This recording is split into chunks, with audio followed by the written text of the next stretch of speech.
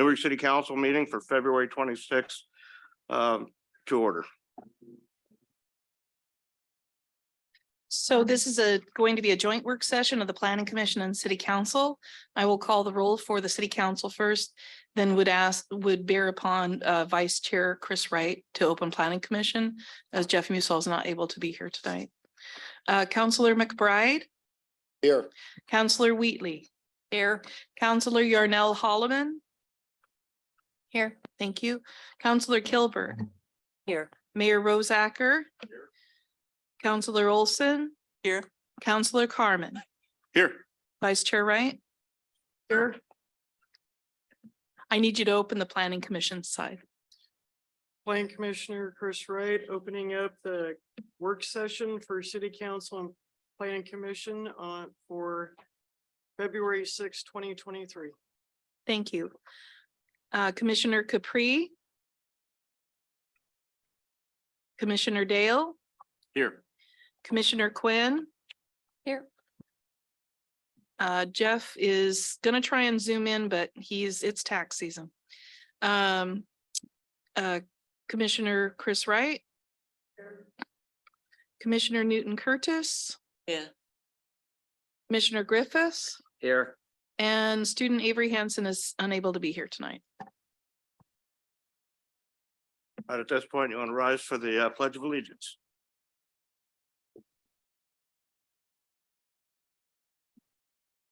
Pledge allegiance to the flag of the United States of America, to the republic for which it stands, one nation, under God, indivisible, with liberty and justice for all.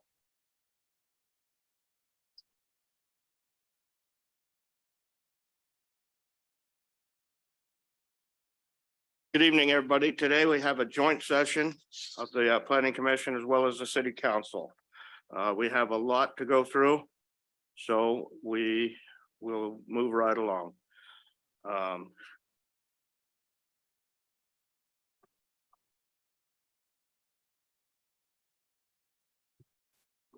So we start with presentations. So, And- Mr. Mayor, Doug Rux, Community Development Director. Tonight we have with us Heather Austin. She's with 3J Consulting. She's our contractor of record for this particular project. And so Heather's going to walk you through a PowerPoint presentation. There will be opportunities for some questions and answers. We are looking for feedback this evening. And as we get towards the end of the slide deck, we'll outline what some of the next steps are. So Heather. Good evening, everyone. Thank you so much for allowing me to join you and present our multifamily code audit and amendment project. I'm going to share my screen to share the presentation. Can everyone hear me all right? Yeah. Okay, great. Okay. Oop. Okay. Here we go. So, yep, we're here this evening to present the code audit and amendment project for multifamily housing in Newburgh. Just some project background. I know a lot of you have been aware of this project or even served on the advisory committee, but there are a few new folks in the room as well. So in fall of 2021, Newburgh applied for and was awarded a grant for $50,000 with a $10,000 city match to audit the comprehensive plan and development code, as well as make amendment to the codes to update the multifamily housing regulations.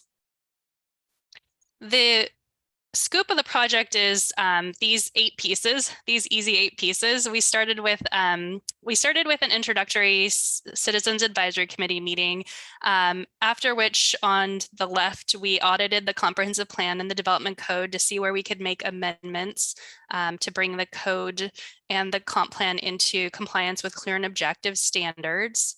We took that audit to the CAC and received their feedback, made some updates. Then we did some stakeholder interviews with the development community and other stakeholders such as housing advocates and city and county housing leaders. Then we drafted some development code and comp plan language updates and took those to the Citizen Advisory Committee to get feedback. We then opened a public open house and survey just in January on the 6th. We held the public open house, or excuse me, the 9th. And then we were able to post an online survey to which we received 151 responses, which I thought was a pretty good review for that, good amount of survey respondents. So right now we're in the stage of reviewing and updating the amendments based on that public outreach feedback, as well as what we hear this evening. And then we'll be making a final recommended multifamily code and comp plan amendment package that will go forward to Planning Commission and City Council. So both bodies will have a chance to see it again. So just an overview of the project objective is to audit and amend the multifamily housing standards in Newburgh's Comprehensive Plan and Development Code to make sure we're in compliance with Oregon's needed housing statutes, which require cities to provide a clear and objective review pathway for development, for residential development. So we currently have residential development standards in place, but the multifamily needed to have a clear and objective review path. And you'll recall, those of you who've been here, that we did this with middle housing just recently. So now it's time to provide that pathway for multifamily housing as well. So just so everyone understands what a multifamily dwelling is, it's a building designed and used for 5 or more dwelling units on one lot or parcel. That's the most important piece of this definition. So everything that's 4 units on a parcel or less was taken care of with middle housing, or of course your single family detached housing standards are standalone as well. So we're really talking about developments with 5 or more dwelling units on each lot or parcel. So just a overview of the timeline. We mentioned that in 2021, the city did receive the funding for the project. By June of 2022, we were kicked off. We had the scope in place. We had everything put together to start the project. In August, we reviewed the audit with the CAC, the Citizens Advisory Committee, which is the Planning Commission in this case. And then we took that feedback and we constructed some proposed code amendments, and those were looked at by the Citizens Advisory Committee in December of last year. So fast forwarding to now, we've had a chance to provide the information to the public and get some feedback. And now we're going to move forward through the spring into the finalization and adoption process. Okay. So part of the public outreach I mentioned was to interview developers and stakeholders in multifamily housing. So we spoke to affordable and market rate developers, single family housing developers, those who are building those single family detached units, the local county government officials who work in housing, and then local service providers. So those are the organizations and nonprofits that are helping people obtain housing, just so we could hear what is going on in the real world with housing.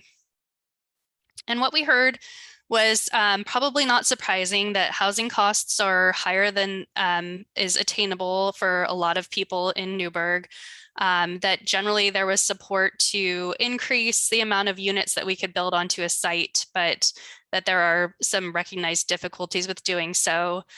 Materials cost a lot of money, review periods take a long time. There's just so many fees that are layered and sometimes can be considered hidden or unanticipated that make development feel like it's harder than it should be. As far as the land use review types, the development community overall felt that there could be some economies built into the way things are being reviewed by the city, so that the development review process could be less expensive and less timely. As far as parking, there is difficulty in taking advantage of any height incentives because the more units you put onto a site, the more parking you need. There was overall support for some sort of shared parking or city funded, supported funding structure, parking structure. And then flexible parking standards such as, mixing amongst different lots and other joint parking type things. And that a parking study could really help determine the actual parking needs. We're seeing this in a lot of cities throughout the state that are really trying to determine, is there a deficit of parking or is it more of a perception? And so some cities are using parking studies to realize that actually the perception is that there's a parking deficit, but the actual deficit is much lower than people think. And then finally, the developers and stakeholders, let us know again that system development charges are high, which we know that they're high everywhere in the state. That is how utilities and city resources get built. Reducing lot size requirements and making land easier to subdivide might make the review process a little quicker and less expensive, and actually result in more units being built. And that climate resilience and changing community needs need to be taken into consideration when thinking about multifamily housing.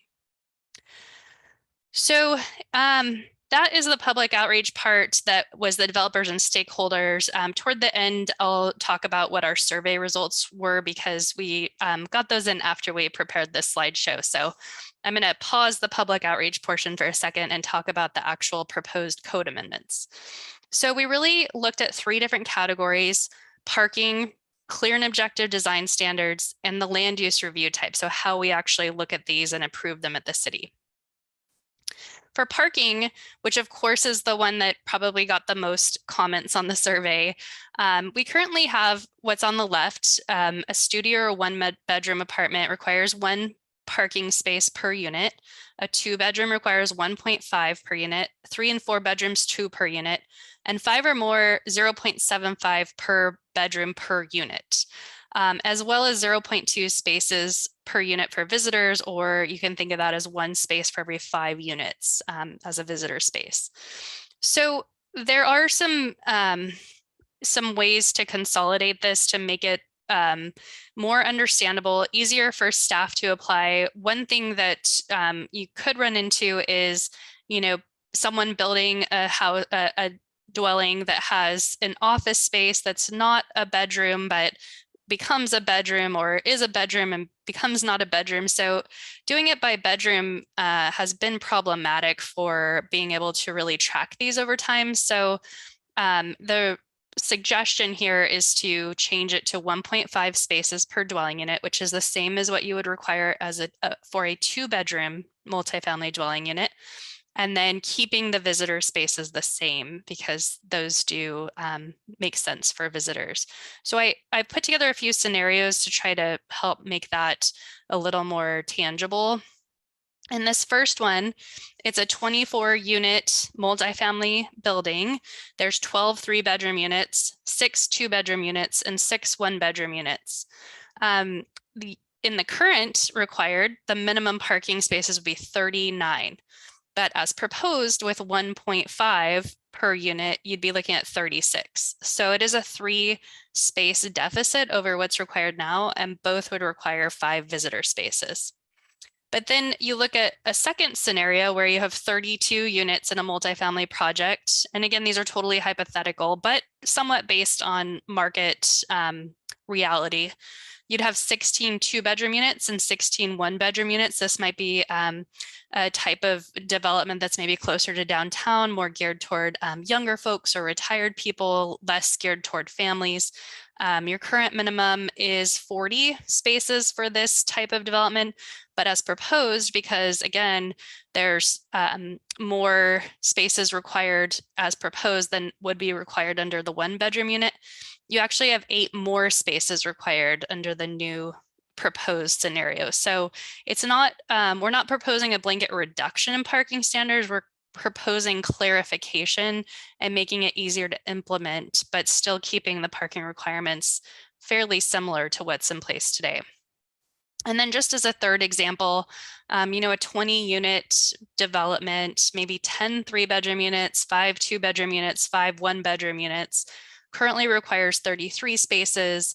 Under the proposed, you would require 30. And again, both would have 4 visitor spaces. So it's always within about 10% variation there for what's being required versus what you might see. And again, the numbers are hypothetical there. So that's the parking portion, and we'll have time to discuss that after the presentation. But the second piece is clear and objective design standards. So currently in your municipal code, chapter 15.220.060, you have a discretionary pathway that allows points to be applied for based on different design elements with a multifamily development. So certain points for the way the building's oriented, certain points for how many windows it has, points for awnings and balconies and things like that.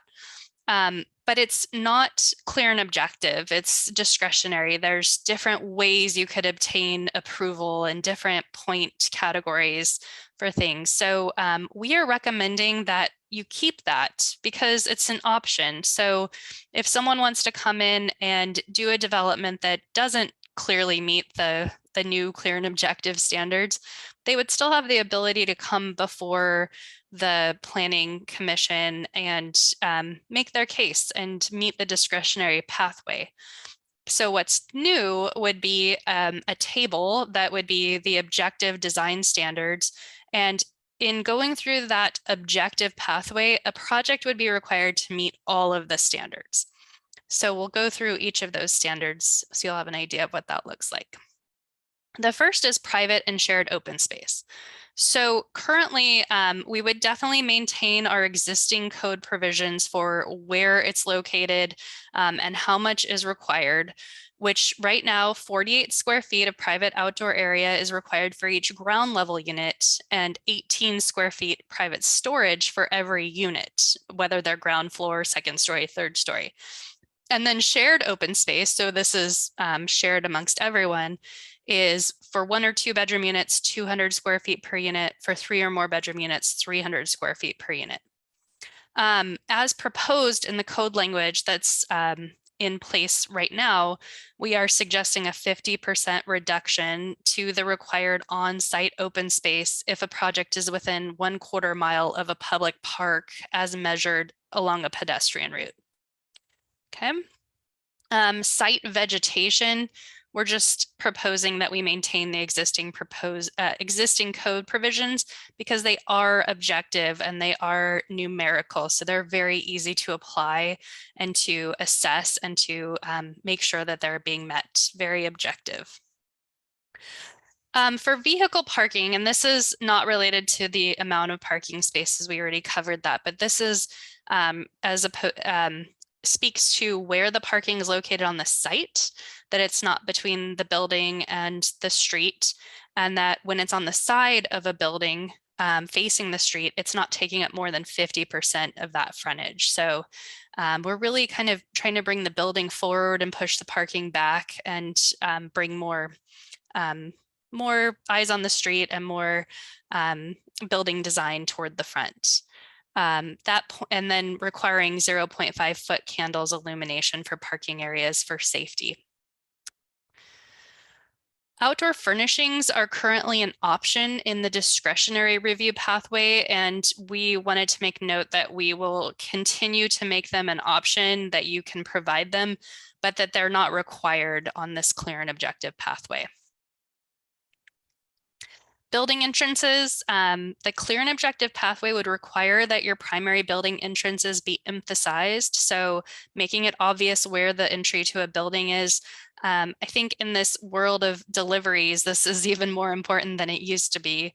Primary entrances must face the street, right of way, or a central common area and be emphasized in some way, whether through recesses, projections, corner entries, or landscape treatments. The building facade, we're requiring that 25% of the street facing facade be windows and glass portions of doors, that there be a distinct base and top layer. You can see that in each of these pictures here, that there's a difference between the top layer and the base layer there. There are limits on the blank walls permitted. Up to 750 square feet of street facing facade can be blank before you need to have something intervening, whether it's a window, door, porch, something like that. And then garage doors must be painted to match the color palette of the building. Building materials, we looked at prohibiting certain materials on the frontage of a building. because these are typically not considered ideal building materials on residential structures. So vinyl, PVC siding, T111 plywood, exterior insulation finishing, corrugated metal, which corrugated metal is becoming something we're seeing more on commercial developments, but not as much on residential. So we felt comfortable keeping that unfinished or untextured concrete or concrete blocks. So, just the plain CMU type stuff, spandrel glass and sheet pressboard. And then not requiring this, but encouraging the city's historical styles, the Queen Anne, Dutch Colonial Revival, and bungalow.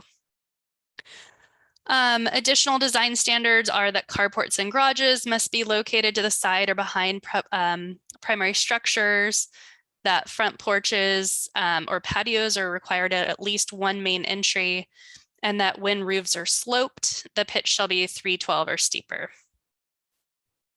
So that is it for the review type, or excuse me, for the materials and the design standards. The next and final category is the review type.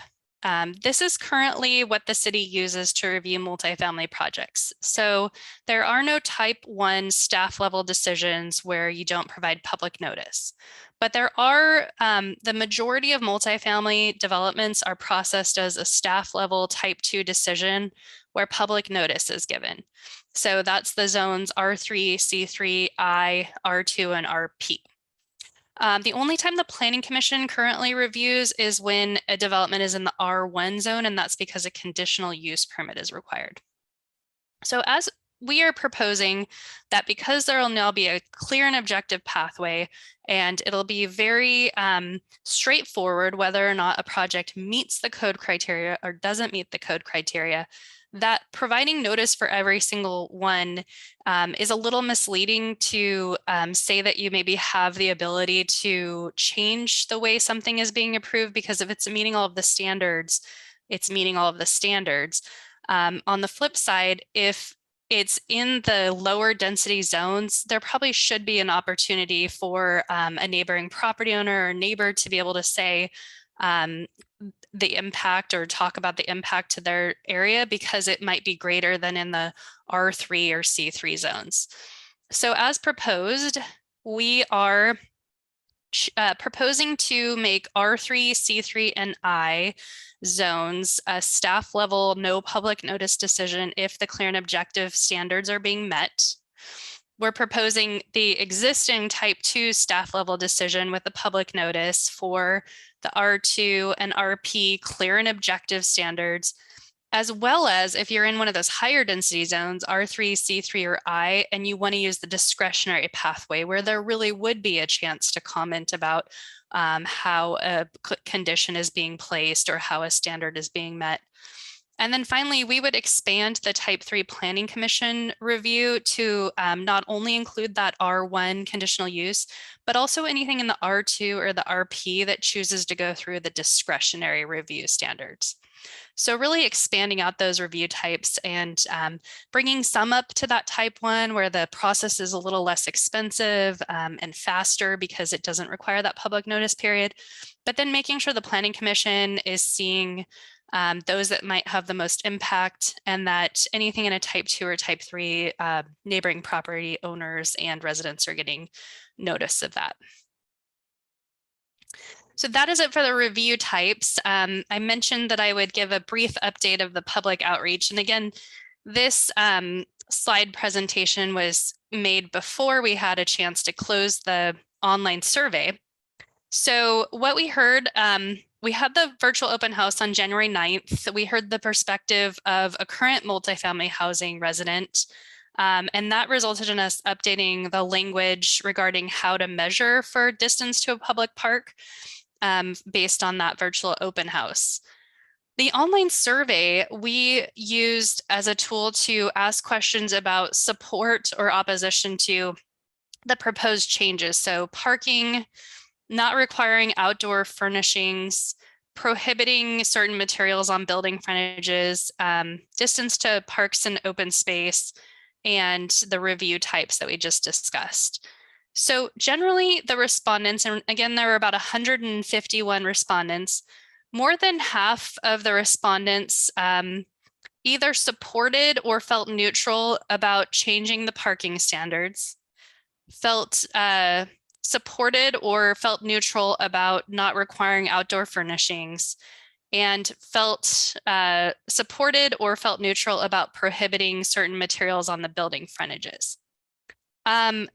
I would say, let's see, more than half opposed open space reductions within a quarter mile of public parks. So more than half of survey respondents said you should just require the open space and not allow the quarter mile reduction, open space reduction for that distance. And then just under half opposed changes to the review type. So they wanted to see the review type stay the same or neutral about that. So those are the survey results in a nutshell. There were a lot of comments too that we can certainly speak to, but that was the general feel from the survey. So that is basically it for our presentation of what's being proposed, where we've been on this process. Where we're headed next is Planning Commission public hearing on March 9th and City Council on April 3rd. We are scheduled to wrap this project up by, I believe it's May that the scope of work goes through for the DLCD funding, and we're on track to do that. So with that, I would happily hand it over for questions, discussions, public comments. I will stop sharing, but I'm happy to open it back up if anyone wants to go back to any images or slides. Thank you very much. So at this point, I guess we're going to do this together. So we'll just go around the room. Does anybody have any questions for, and I've forgotten your name. I'm sorry, Heather. Right? Heather, yep. Thank you. Sorry. This is Commissioner Newton Curtis. I have a quick question. That was Alright. is it okay if I ask? Yes. Go ahead. Okay. I was just wondering if you could go through those survey results again, because that was so much information and I was really trying to focus on what those were. Yes, absolutely. So the first question we asked is, do you support, oppose, or are neutral to changing the parking standards? And we found that over half supported or were neutral to changing the parking standards. The second question was, do you support, oppose, or are neutral to not requiring outdoor furnishings? In other words, should we require outdoor furnishings? And again, over half were supportive of or neutral to whether to not requiring outdoor furnishings. So felt okay with us not requiring it, but allowing it as an option. The third was prohibiting those materials on the street facing facade of the building, the T111, the insulation, that sort of thing. And again, support or neutral, over half the respondents said, yeah, that sounds good. Where the survey respondents differed from what was being proposed, actually, it was a little less than half of survey respondents opposed changing the review types. But when you added those who were neutral, you were over half. So over half of survey respondents opposed or were neutral to changing the review types. And just a little more than half of survey respondents opposed reducing on-site open space if you're within a quarter mile of a park. Thank you so much. You're welcome. Councilor Kilberg. Yeah, I'm going to take us way back because I'm kind of scratching my head here metaphorically. So all of these proposed code amendments are required according to Oregon's needed housing statutes. They are not. They are not required as written. It's required that you have a clear and objective pathway. So these are the Newburgh specific. This is the pathway that through the Citizens Advisory Committee and our public outreach that we've chosen these items to be on our pathway. Okay, so those statutes required a clear and objective standards, right? Correct. And before the multifamily statutes went through, they didn't care, right? It was discretionary, it was fine. What it was. Yes, the needed housing statutes did precede the middle housing standards, I believe, but middle housing became pressing because of state mandated timelines, and the funding came for those, I believe, quicker. So this project followed that based on the funding source, I believe, but Doug could probably speak to that better as well. Yeah, so Doug Rux, Community Development Director. So we addressed the middle housing issues, duplexes, triplexes, quadplexes, townhomes, and cottage clusters. That came out of House Bill 2001. It's now embedded in ORS 197. So we were able to seek funding from the Department of Land Conservation and Development to address that portion of it. The next came the issue about multifamily housing. And so again, we applied for a grant, and these projects are expensive to do. And we were awarded, as Heather noted, $50,000. We matched it with 10. Their provisions for needed housing are actually located in ORS 197-286, ORS 197-296 through 314. And specifically within that thread is ORS 197-307 subsection 4, which talks about you have to have clear and objective standards for needed housing. So this was brought to my attention by the Fair Housing Council of Oregon several years ago.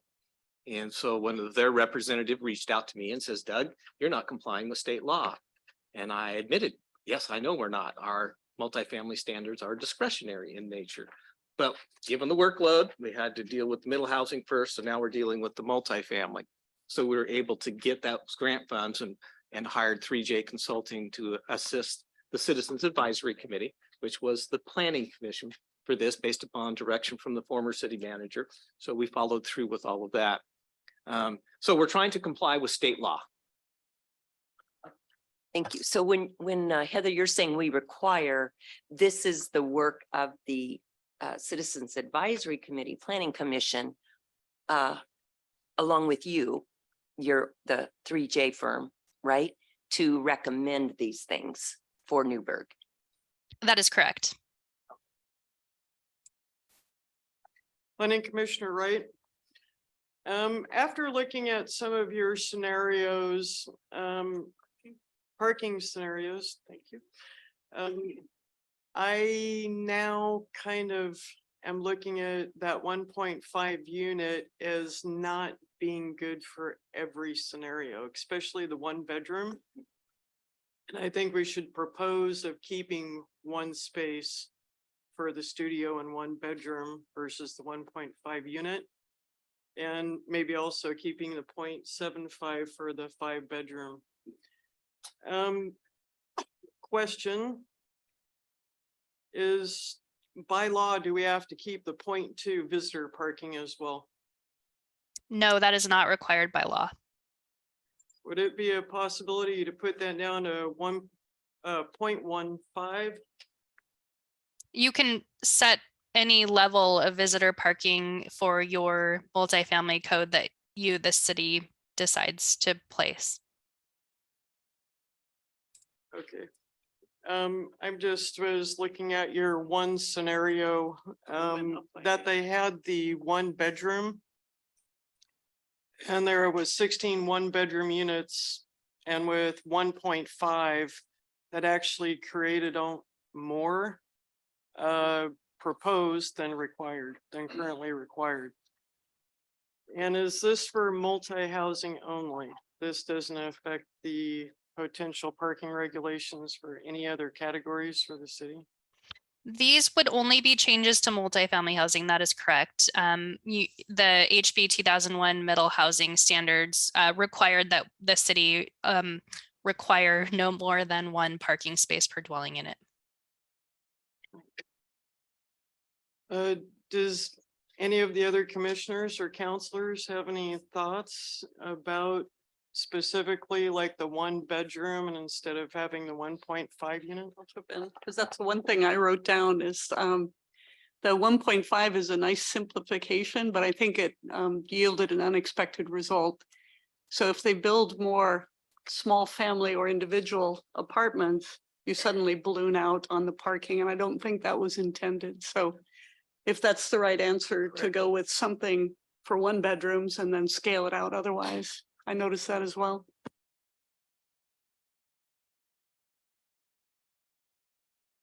Councilor McBride. Yeah, in some of those scenarios where you had reduction in parking, I would like to see it left the same. And my personal feeling is that you know, they're going, if there's not a place to park there, they're going to overflow out someplace else, which I think potentially causes problems. I think we ought to leave in some of those scenarios where you had the reduction from where it normally is, I would say leave it where it normally is. And one of the scenarios, I forget now which one it was only had like 4 visitor parking spots. To me, that seems like it's not adequate. Somebody, you could have 2 or 3 people, you know, having some friends over, and you've maxed everything out. So I think we ought to look at that maybe a little bit more closely. Commissioner Dale. I echo the sentiments of Councilor McBride and Commissioner Wright. It looked like the savings you were getting on the one scenario that was claimed in favor was 3 spaces for that particular situation, which if you're a developer, I don't think is something that there is going to find attractive in this. And then the cost on the other side of that, whereas if you're doing something bigger, was 8 spaces difference, which again, I don't know that it's going to be more of a penalty on one side and a detriment or a non-factor on the other, that I don't see that that's worth it for this particular issue. There's one other question I had about the noticing. Can you bring up the slide? It was about 3 slides back in your presentation about noticing. Yes. You got it. Let's see. So No. sorry to add your subjects here. No, this is what we're here for. Okay. So the type 1 staff decision, no public notice. So let's say somebody in this R3 or C3 zone falls under this. They've done everything that they need to do, and they're going ahead with the project that they want. Now, how would a neighbor of theirs know that something is happening and there is potential impact upon their property? So like, would that be posted to the city's website, or would there just be a sign erected on the construction site? Or, you know, I mean, because the noticing we have currently says, okay, you have to mail notices out or send emails out, or, you know, and then they have time to respond. We're not doing all that. But what is the way that somebody would know, even if they're not under the time constraints, is what I'm asking. Sure. And I do believe the city posts to the website when they're doing land use review of any level, but I'll look to Doug to correct me if I'm wrong on that. But the idea here for the type 1 with no public notice was that in that R3, C3 or I zone, it wouldn't be as impactful because all the other properties have the ability in the R3, C3 or I zone to develop at that level of intensity and maybe developed at that level of intensity. So the thought there with no public notice was that it wouldn't be as impactful. Well, I understand the thought. I'm just looking at it from a perspective of, okay, somebody's an existing owner, you know, how are they keeping abreast of what's happening if they're not, you know, visiting their property every day and knowing construction's happening? Not saying it to, you know, that there would be a particular impact, but at least there should be some sort of standard where it says, okay, if I knew to go here, I'd be able to find this, not necessarily somebody has to come reach out and talk to me. Right. Right. Yeah. It's available somewhere if you're interested and look for it. Yeah. Right. Doug, do you have anything on that one? Yes. Okay, great. So for the land use cases, types 2, 3, and 4 get posted to the website. Type 1s do not. Type ones are clear and objective. There's no discretion involved in it. It's a director's decision. So I can share with everyone that there's been a lot of discussion about the review types between staff, the consultant, the CAC, how might this all work? And so this is what is a proposal at this point in time, and we have to go back to a public hearing in front of the Planning Commission because we are amending the code and the comprehensive plan. So we do have situations where we have R3 land that might be abutting to or adjacent to R2 land. And do the people in the R2 get notified under this scenario? No. If you are in a C3 and you are doing multifamily, so think of the C3 as a downtown business district, basically 2nd Street up to the cultural center, couplet to couplet end generally. But we have situations there where we have C3 that abuts up against, C3 that butts up against R3 and or R2. And in this scenario, they would not be notified. We have situations where we have institutional, we don't have a whole lot of it, but the university is zoned institutional, some property up off of Crestview and Villa, North Valley Friends Church, and then Hazelden. And then the hospital. So those are our only institutional zones. And so they abut up against a variety of other zones. And in this scenario, the abutting property owners would not be notified.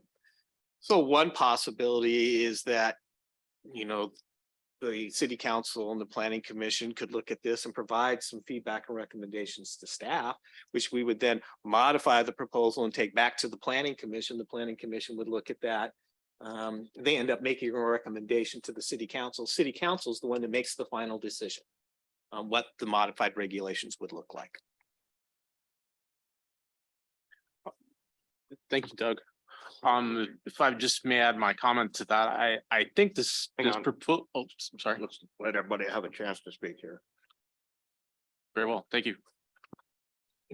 Commissioner Griffiths, the question I have about the parking, I understand the need to simplify the calculation, but is there any studies or science based on the numbers that were recommended? For example, do we find that we have excess parking where we don't need it and we are short on parking where we do need it? That's a great question. We did not do any Newburgh specific parking studies. We did audit other codes in similarly sized and located jurisdictions that did use that 1.5. So there were other cities of a similar size in the adjacent to the metro area, such as Newburgh is, and they've been using the 1.5. So that's where that number came from.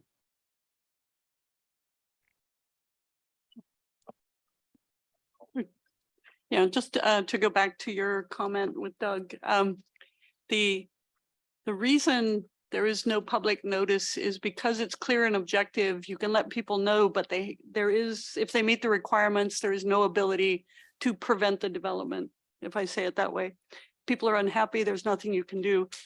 So whatever planning commission decides to propose going forward, if it could be not expensive or burdensome, that would be great because it's a courtesy, but the public will not be able to act on it.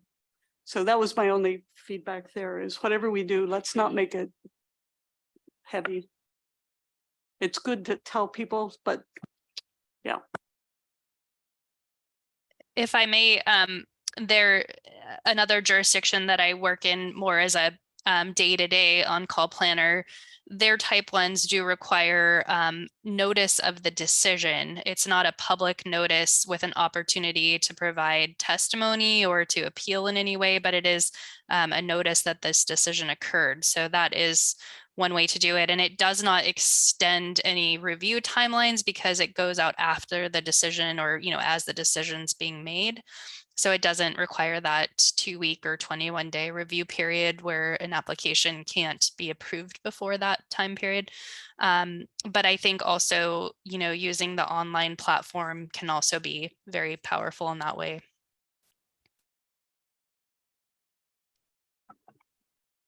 I, for one, would like to know exactly how we're out of conformance of the law. As I don't know if that's a Doug question or Heather. Well, maybe I'll try first and then Doug can add if more is needed. So a clear and objective review pathway doesn't provide you options. It doesn't say choose this or this or this, and then you might be meeting if you do this, which is what our current multifamily design standards allow or are built upon. Whereas this would be, here are the 8 things that you have to show to be approved, and they're clear and objective. Either you meet it or you don't. 25% glazing, you've got it. 15 square feet of landscaping, you've got it. 13 parking spaces, you've got it. There's no way to interpret it, or there shouldn't be a way to interpret it that you didn't meet it. It's clear, it's objective, it's straightforward.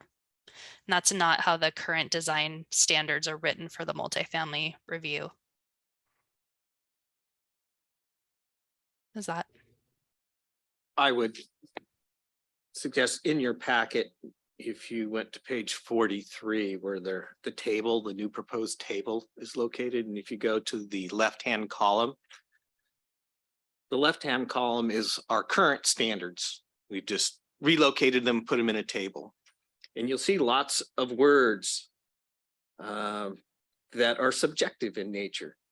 Words like significant amount of, increased visual impact and functional utility. What does that mean? And so you can start to kind of go through sentence by sentence with what we have in our current code, and it's very subjective on the applicant and the reviewer of exactly what does this mean? Preserve existing natural features, including topography, water features, and native vegetation. What exactly does that mean? Create outdoor rooms. Outdoor rooms are not defined in the development code. And so again, that's subjective in nature, trying to determine what it is.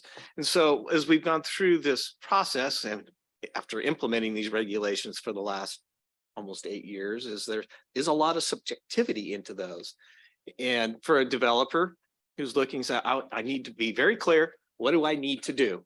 And it's driven by a numeric. And so as Heather indicated, a certain percentage of windows, no wall that's longer than a certain distance. And then you have to have articulation. Where do you place your parking garages or your carports? Now, if you drive around and look at some of our multifamily developments that have occurred, you got a parking field up front and the units are all pushed to the back. Not a very friendly environment. When you pull buildings towards the street, you have street trees. It also gives you that visual feeling. If things get narrower, it slows down traffic. So where Karin and I have analyzed in the past. And so there's different things that come from the benefits of being clear and objective versus discretionary with subjective. Interpret the words, especially if you don't have a definition for the words.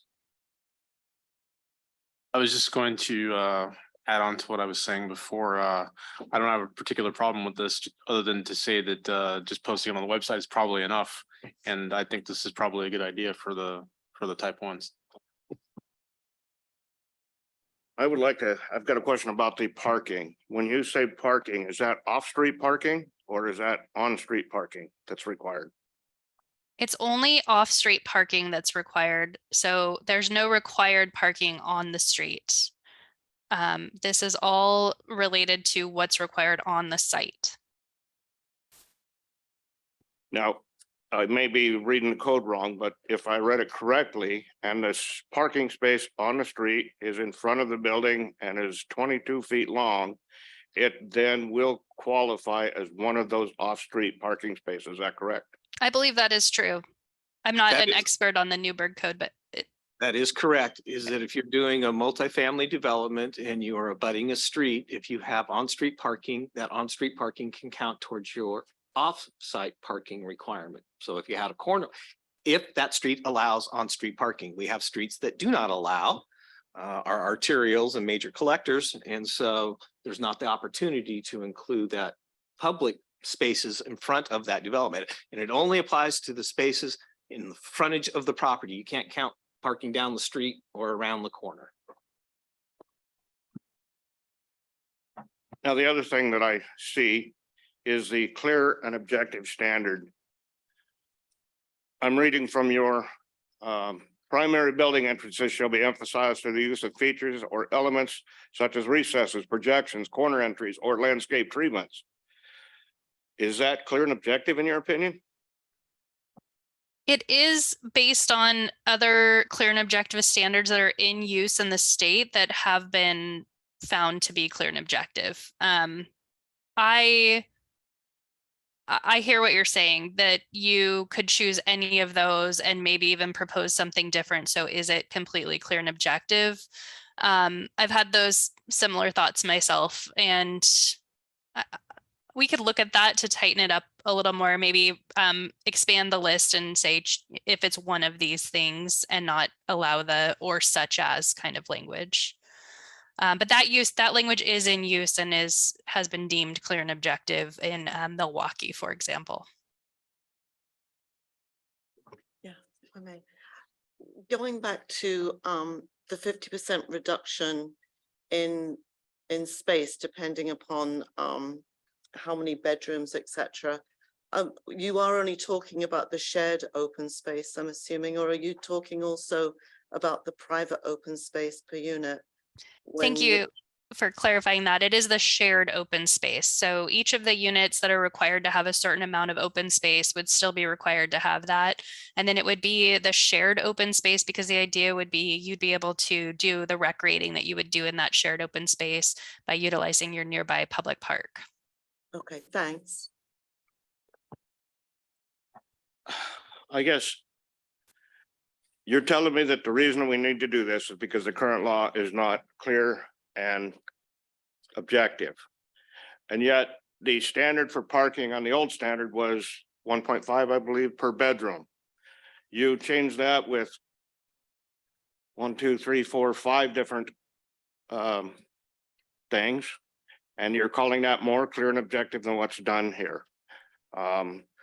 As far as regulating what type of siding is on a building, that's not something that the city that I know of has ever done before.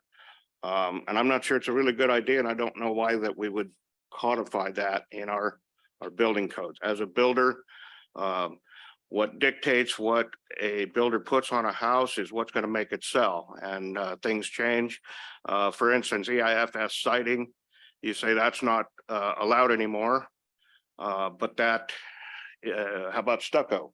Stucco is what EIFS is supposed to look like. Is stucco still allowed? I think these are items that we shouldn't probably have in the codes. And the other thing is the parking. Right now, we in Newburgh do not have enough parking. In any of our new neighborhoods, we don't have enough parking. I understand that we want to use our resources as best we can. In my opinion, reducing the number of parking required on multifamily housing is not going to do that. And then one final question I have for both of you is, with House Bill 2001, the only difference that I can see between R1, R2, and R3 zoning is the size of the lot. Is that correct? Yes, we have different lot sizes in our different R zones. Is there any other difference than the size of the lot, Doug? And so our R1 zone is 5,000 square feet. Our R2 zone is 3,000 square feet, and our R3 zone is going to challenge me, is 1,500 square feet. I'd have to double check on that one. And so under the current laws that have been adopted locally, is that you, in an R1, you can build detached single family. Doug, we all know that we're changing House Bill 2001. Can we address the new standard with 2001, not the old standards being replaced? And so in today's code, you can put detached single family, duplex, triplex, quadplex, cottage clusters, and townhomes in an R1. You can do the same thing in an R2. The lot sizes are still, there's 5,000 square feet in R1, 3,000 square feet in R2 as the example. But there's another provision that's coming forward for the Planning Commission and City Council based on another state law that was adopted that would allow you to take, and I'll use the example of R2, And if you were going to build a duplex, is that you can create a child lot. And so you have a 3,000 square foot lot, you could divide it into half and you could build a duplex. The duplex could be attached or it could be detached. But those are the product types that you can build. In R1, you're limited to 35 feet for structure height. In R2 and R3, it's 45 feet. Your setbacks in R1 are 5 feet interior yards, 20 feet to a garage, 15 feet to a house. Same dimensions that you are in R2. They're different in an R3 because you're dealing with predominantly multifamily housing. You're not building single family housing. So there's a little bit of variation in each one, but the lot sizes are prescribed by code. Setbacks are prescribed by code. Structure height is prescribed by code for each of the zones. If I can add to that, we are not changing where multifamily can be permitted. It's permitted or conditionally permitted. That's not being proposed for change at all. And then just to respond to the previous comments, you can still do different sightings, even those that are prohibited. You would go through the discretionary review process. So they're not being completely prohibited in the city. They're just not materials that you would be able to do through the clear and objective pathway as proposed. And then as to the parking that's on the screen right now, the larger, the broken out by every single bedroom is the current standard. That's what's in place today. So it is a simplified proposal, but I think that's the one thing that I know we are almost out of time, but I heard 3 or 4 people mention parking and perhaps wanting to keep it closer to what's in place today. So I'm not sure if I quite heard consensus, but what's proposed is at the bottom of your screen and what's current is in the middle on the left. Commissioner Wright? These parking standards, are the new proposals that have been put in front of the planning commission for helping with affordable housing? Or is this just a code, Simplification. simplification? These are more of a simplification. Clear and And there might be more changes coming based on, you're hearing about the climate friendly and equitable communities work that's coming from the state. More changes might be coming. So if you choose not to change your parking standards at this time, that's probably fine. I think there's going to be more opportunity to discuss this as time goes on. we're out of time. Now, just to clarify, what you just said was that you're not changing where multifamily is allowed to be built. However, House Bill 2001 is in fact changing the law to say that that can be built on any lot that a single family residence could be built on. Is that correct? So House Bill 2001 only addresses middle housing, and this project is 5 units above. So there's no middle housing being addressed by this project. So House Bill 2001, middle housing up to 4, quadplex or townhomes or cottage cluster. This is 5 units and above. This is strictly multifamily. Do it. Just to be clear, you're saying that we're a large city now, we're over 25,000 in population. So does that not allow them to build high density, or I'm sorry, multifamilies on single family residential lots? Not multifamily, just duplex, triplex, quadplex, cottage clusters, and townhomes, but not multifamily. Except for the provision that in R1, you can build multifamily, but you'd have to go through a conditional use process. But we're not changing that. That's existing. All right, thank you. It sure took a long time to get to that answer. Thanks, Doug. Does anybody else have any questions? That being the case, thank you very much. And we're going to move on to the next item, which is the construction tax, excise tax briefing. Thanks, Heather. Yeah, thank you, Heather. That was really informative. I appreciated it. Round 2. So Doug Rux, Community Development Director. Now you get to look at my face. You don't have to seek me out in the back. So I was asked to give a presentation in regards to the construction excise tax. So Sue, next slide. So the city adopted ordinance 2020-2860 back in November on November 16th of 2020. And so in your packet material, I provided the link. So this process was authorized by legislation, which was Senate Bill 1533 and was back in 2016. So it's currently embedded in ORS 197-309 and ORS 320-170. Next slide.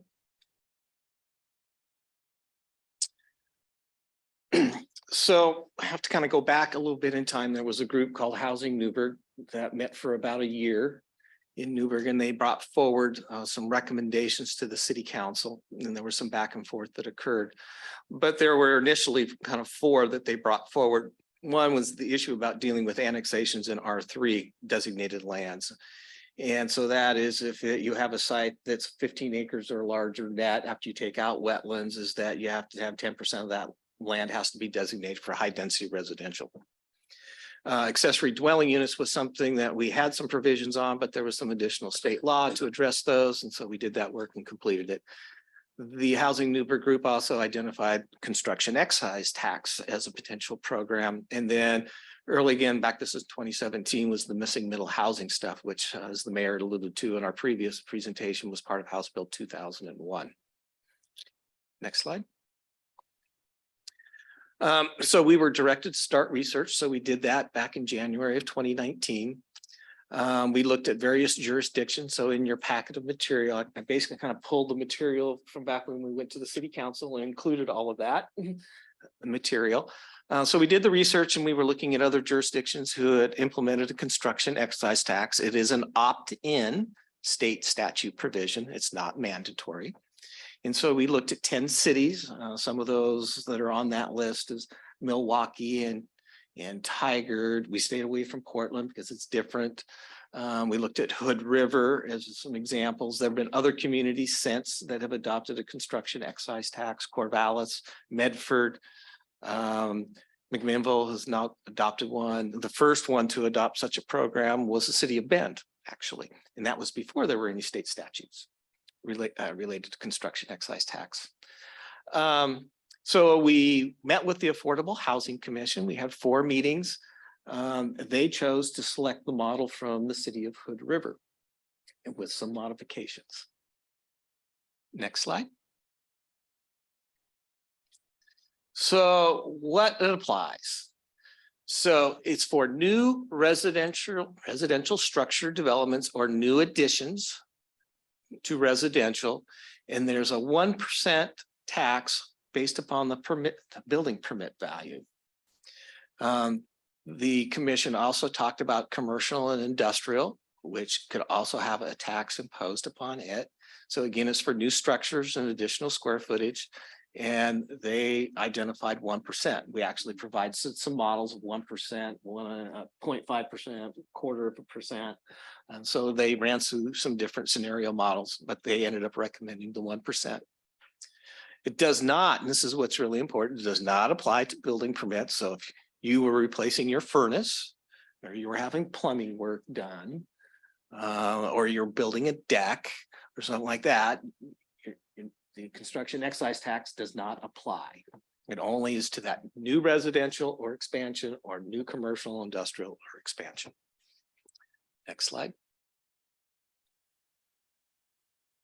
What's exempt? So in statute, there are a list of things that are exempt from having to pay a construction excise tax. So private school improvements, public improvements. That means anything that the city, the county, the state, the school district would construct. So all of the new school work that's going on with additions and new facilities and so forth, they did not have to pay a construction excise tax. Anything that engineering does, or building new roadways and sewer lines and water lines, that doesn't pay a construction excise tax. Residential housing that's guaranteed to be affordable under the guidelines of HUD. And it's the 80% of area median income, but it needs to be affordable for 60 years. So there's deed restrictions that go on properties based upon developments that would want to be able to utilize funds collected from the construction excise tax. Next slide. Public or private hospitals, so Providence does not apply. Religious facilities, well, churches don't apply, as long as used for the worship or education associated with the worship. Agricultural buildings are exempt. Facilities operated by a nonprofit corporation that are long-term care facilities, residential care facilities, and continuing care. So probably the one that we probably most knowledgeable is Friendsview. So all the work that's going on over there, they did not have to pay a construction excise tax for that because they are exempt by state law. Next slide, please. And so as the commission worked through all of this, in attachment 4 in your packet has kind of that exemption list, and there's a comparison of state law versus what the commission looked at. We did a lot of outreach, so we did talk with the developers. Didn't technically do survey work, but we did communications with the development community. That material is included in your packet as well, and it was mixed. There were some who thought the construction excise tax was an appropriate thing to do, and there were others who thought that it was not an appropriate thing to do. So those are all included in attachment 5. Next slide. We also looked at revenue collections by other jurisdictions. And again, they may not have all gone with 1%. They might have gone with something less. I know when I was doing research on Medford, they were going with something less. But all of that detail and information is included in attachment 6 in your packet. We did some revenue projections based upon the percentage that would be collected. Again, in the end, it was selected at 1%. And so on single family development, that would generate about $300,000 a year in revenue. The Home Builders Association was a participant in this process as well. And that's all in attachment 8 in your packet. And they talked to us about vesting some system development charges, and they wanted to vest system development charges at the time of submittal of a land use application. There was a lot of discussion at the time about that. The city was not supportive of that, given the implications it had on the revenue stream and timing of dollars to do the capital improvement program. So the commission talked about that, so did the city council. And then the timing of when SDCs could be paid. And so the Home Builders Association predominantly focused on single family home developers. And so it ended up as a proposal to change so that developers did not have to pay the construction excise tax at the time of issuance of a building permit, but they could delay that to a point in time of an insulation inspection.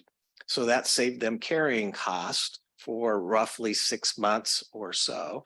But then at the time they scheduled their building inspection, then they had to pay their construction excise tax, their SDCs at that point in time. And so they had an either or, they could choose what they wanted to do. Next slide, please. Since Newburgh was a severely rent burdened community, we brought the topic up at our annual House Bill 4006 meeting. And again, we got mixed feedback of support and not support for a construction excise tax. As we move forward, the city council delayed implementing any such program because of COVID. And part of this was Home Builders Association had raised, is this really the right time to consider something like this, given that we're in the middle of a pandemic? Development had kind of slowed down. Should we let the economy recalibrate and restabilize? Ultimately, the city council did adopt it as kind of the first slide. And so collection of the revenue began in January of 2022. Next slide.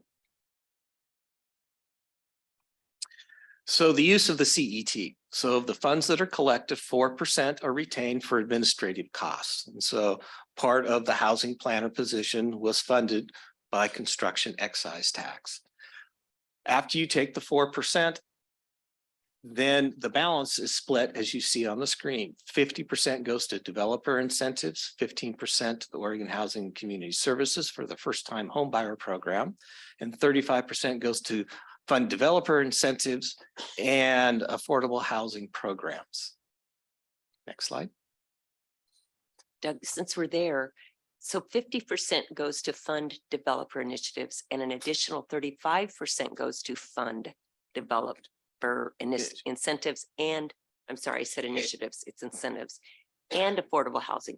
Is the Programs. 35%, is that a combined program? You can combine. You could take the 50% and 35% and combine them together. You could take the 50% and you could take a portion of the 35% and say this goes to developer incentive. The balance goes to affordable housing programs. And so got a couple more slides. Next slide, please. So the developer incentives by ORS 197-3095C and D and 7. So and it says including but not limited to, that's kind of a key word. So you could use CET for a project that's creating affordable housing with that 60-year deed restriction by assisting in paying system development charges. You could participate in land acquisition. You could do local public improvements required by the government. So transportation improvement, sewer, water, storm. The not limited to could also include, you could pay for land use fees for applications for a project. You could pay for building fees to go through the building permit process. So these are the ones they listed out, but it can include others. Next slide. This one gets to kind of that portion about programs. So you can address rent buy downs and subsidies, down payment assistance for acquisition of housing, foreclosure prevention and assistance. Again, but there may be other things that you could do from a programmatic approach to address housing affordability. Next slide, please. Deed restriction. So I brought this up a couple of times, is that it's for a not less than 60-year period. So it is recorded, it runs with the title on the land. And so what happens in this kind of situation, and let's say that someone came to the city, they made an application, they went through the process and they wanted to buy a home and they were at 80% or less of AMI, is that if they in the future sold that house, it would need to be to someone who is 80% or less of AMI as its index, because that number does increase every year by HUD. Sorry, can you just tell me what AMI means? Area median income, Okay. sometimes called median family income. Let's let Doug finish his presentation, then we'll ask questions. It could be that a developer is building a project and they agree to say, hey, you know, we're going to build 70 homes and we're going to make 10 of those affordable at 80% of area median income. And they would enter into a contract with the city, and our city attorney and I would have to prepare that. And that would have to run for 60-year period. If future owners of that were to sell, or someone was to sell and somebody else would buy, they would still have to comply with that 80% of the AMI as it's indexed into the future. Next slide.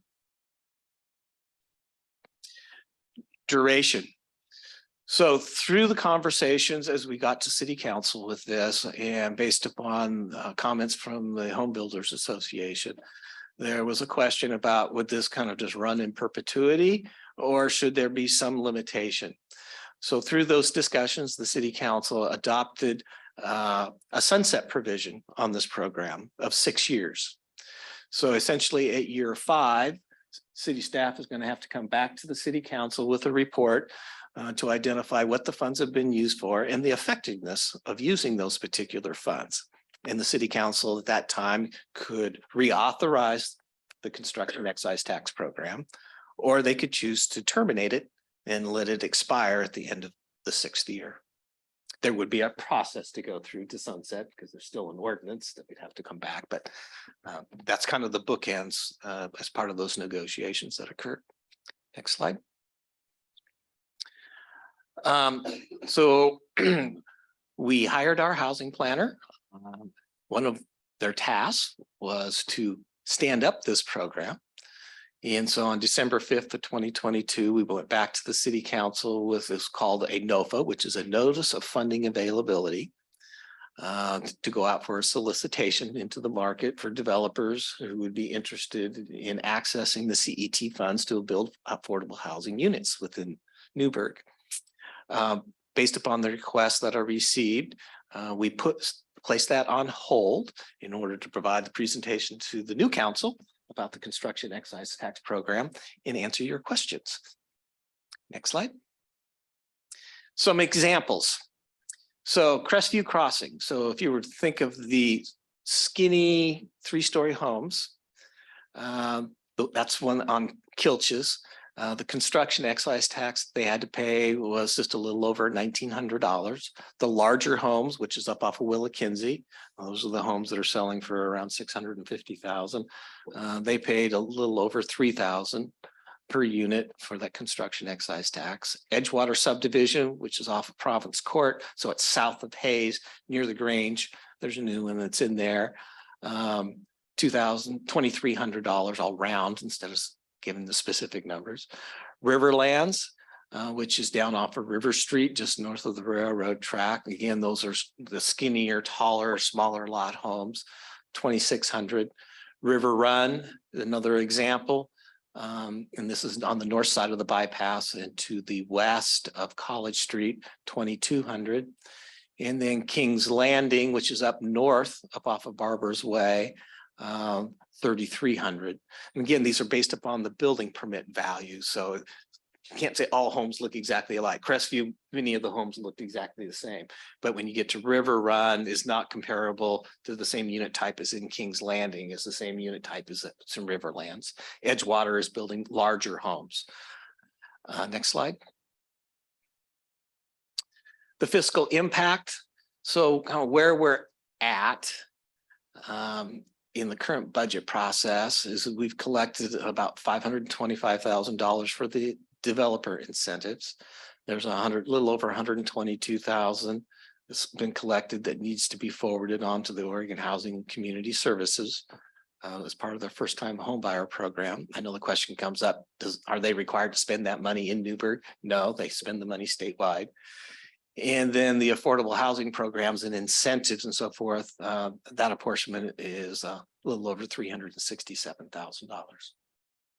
Next slide. Questions?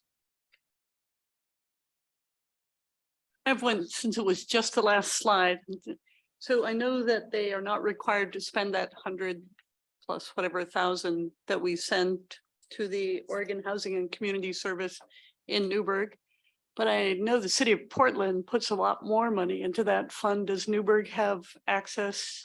Anyone in Newburgh, if we participate, a first-time homebuyer in Newburgh can access their Oregon Housing and Community Service first-time homebuyer program? They can, it's a statewide program. So So- if so you we meet put- the requirements. You put in a little, you get access to a lot. That's not necessarily a bad thing for a small town. Councilor McBride. So if we were to get rid of this whole program, are we under any type of a contract with the state that we would have to send that money to the state? Could we keep it, put it in water treatment plant fund, use it for that? I don't believe that you can. So I think you have potentially some options. If you were to say, we want to terminate this program, then the first question would be, are you terminating it and saying refund everybody their money? One potential option. We had to do that with the City Hall fund. That was an interesting process. Number two is, again, I'm just kind of talking high level here, is that you say, we don't want to move forward with this. We're going to take the funds that we have and we're going to disperse them per the current ordinance. So go through the NOPA process for the developer incentive and the affordable housing, and then forward on the 122,000 to the Oregon Housing and Community Services. Option 3 might be some kind of hybrid. Could you use the OHCS money towards water treatment plant? No, it has to go towards affordable housing. Councilor Kilburg. Doug, can you back up about 2 slides where you were talking about the permit value? The other directions, There- right there. That one right there. So I think you said Willa Kinsey, that house that had the permit value of the 1% of the permit value was just over $3,000, but you said it would sell for about 500. When I was out and That would be 5,000. when I drove out, that the asking price for those row of the first 9 homes or so was about $650,000 per home. So the permit value is the cost. The to permit build. value is a table how to explain this. So there's market value and then there's the building permit value. And so in the building permit value, there are tables. And so when someone comes in, so I'm building X number of square foot of house, it's this size, it's got this number of bedrooms and so forth. We go to the table. And then, you know, the mechanical, the plumbing that goes with all of that new house. And that all aggregates together and tells you what your permit value is. And so market value and permit value are not the same. Commissioner Wright. For the affordable housing programs and incentives, the 367,000 some odd dollars, is that to go towards things here in Newburgh, such as Newburgh's Workforce Housing Consortium? So Commissioner Dale was asking this question a little bit earlier, or similar type of question. So how do you define workforce housing? So typically workforce housing is categorized at 80% to 120% of area median income. And so you're going to see a presentation later in the business session where the AMI was based upon when we started that project, which was $96,600. This year's actually grown to over $100,000. So the CET goes for 80% or less of area median income, so they are not the same. There is some ongoing discussion statewide, is workforce housing include 120% just to 80%, or does it go down to 60%? Depends on who you talk to. But generically, we look at it at 80% to 120. So a CET for a workforce housing project would not apply. But if somebody was doing a workforce housing project where they were providing units within that particular project that were 80% or less, then those units could qualify for the developer incentives or the affordable programs and incentives.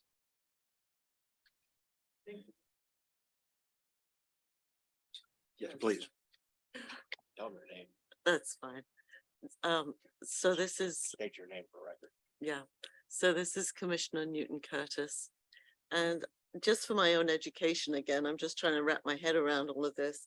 And you said that some of the money goes to system development, and I just wondered what system development means. Karen?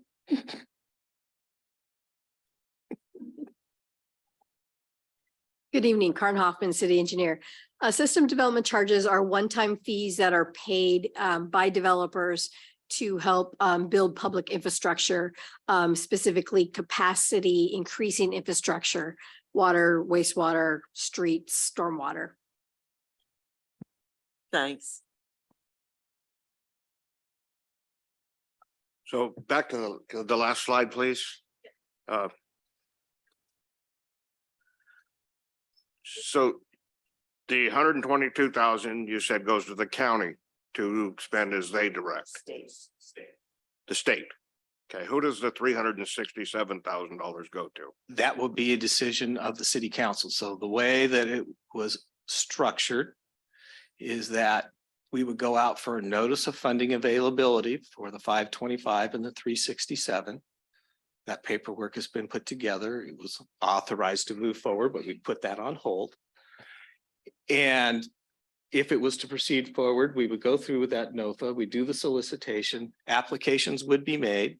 They would come back, staff would compile that information. It would then go to the Affordable Housing Commission, who would review and score all of the applications. And then they would develop a recommendation. That recommendation would be brought forward to the city council, and the city council would make the decision if you want to award funding to a project or not. Counselor Olson? Counselor Olson, just to clarify then, council would receive something which had been pre-worked and we would know for sure that those projects were valid to receive money. That's what the housing commission work would be. They would evaluate all of the proposals that would be submitted and they would discuss, evaluate, rank, score, develop a recommendation. That recommendation would be brought forward to the city council. Staff makes no decision in this process. We are basically the conduit to collect the information, compile it all, take it to the commission. They do the heavy lifting. So like your planning commission is sitting, they do a lot of heavy lifting on land use cases. The Affordable Housing Commission would do the heavy lifting on the evaluation of applications and then bring forward a recommendation. Counselor Kilberg?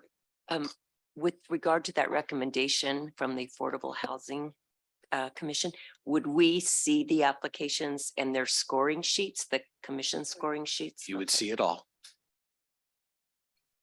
At a recent city council meeting, you made a presentation, actually Mary made the presentation.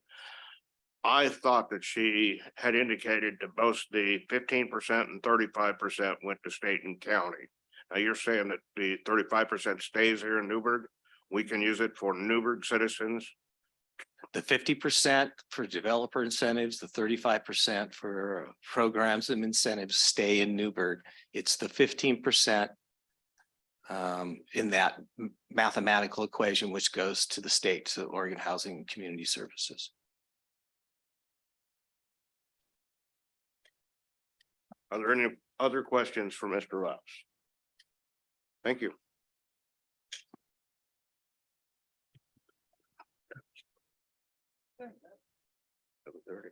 Doing all right.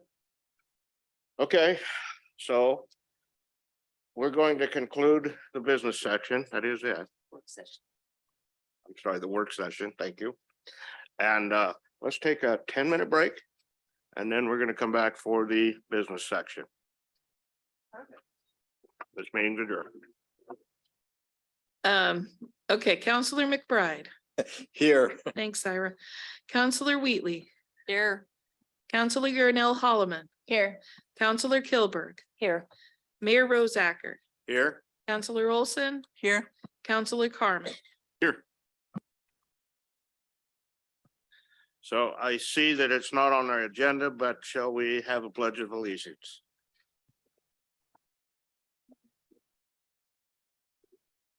I pledge allegiance to the flag of the United States of America, to the republic which stands one nation under God, indivisible, with liberty and justice for all.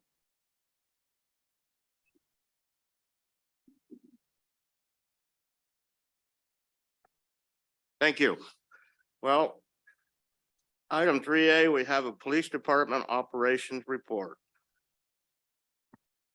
Good evening, counselors. My name is Jeff Kosmicki. I'm the chief of police for the Newburgh Dundee Police Department. I put together just a, excuse me, a quick PowerPoint. I'm sure most of you know a lot of this nomenclature, but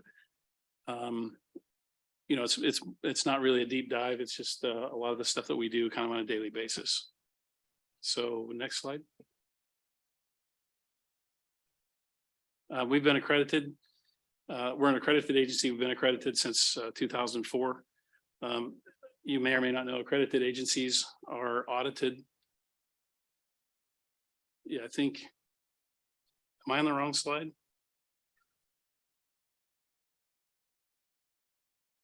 Well, yes, I am. See, cops can't admit when they make mistakes. As you know, the Newburgh Dundee Police Department provides 24 hours a day, 7 days a week service for 28,500 residents. That includes Newburgh and Dundee, and then also 4,000 college students. Next slide.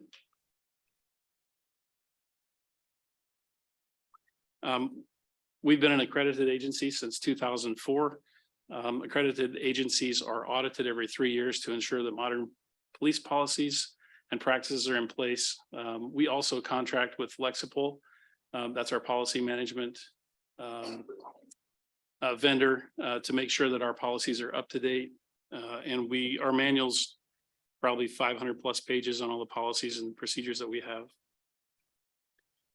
There's as far as the accreditation, there's 174 agencies in Oregon. About 68 or 69 are accredited.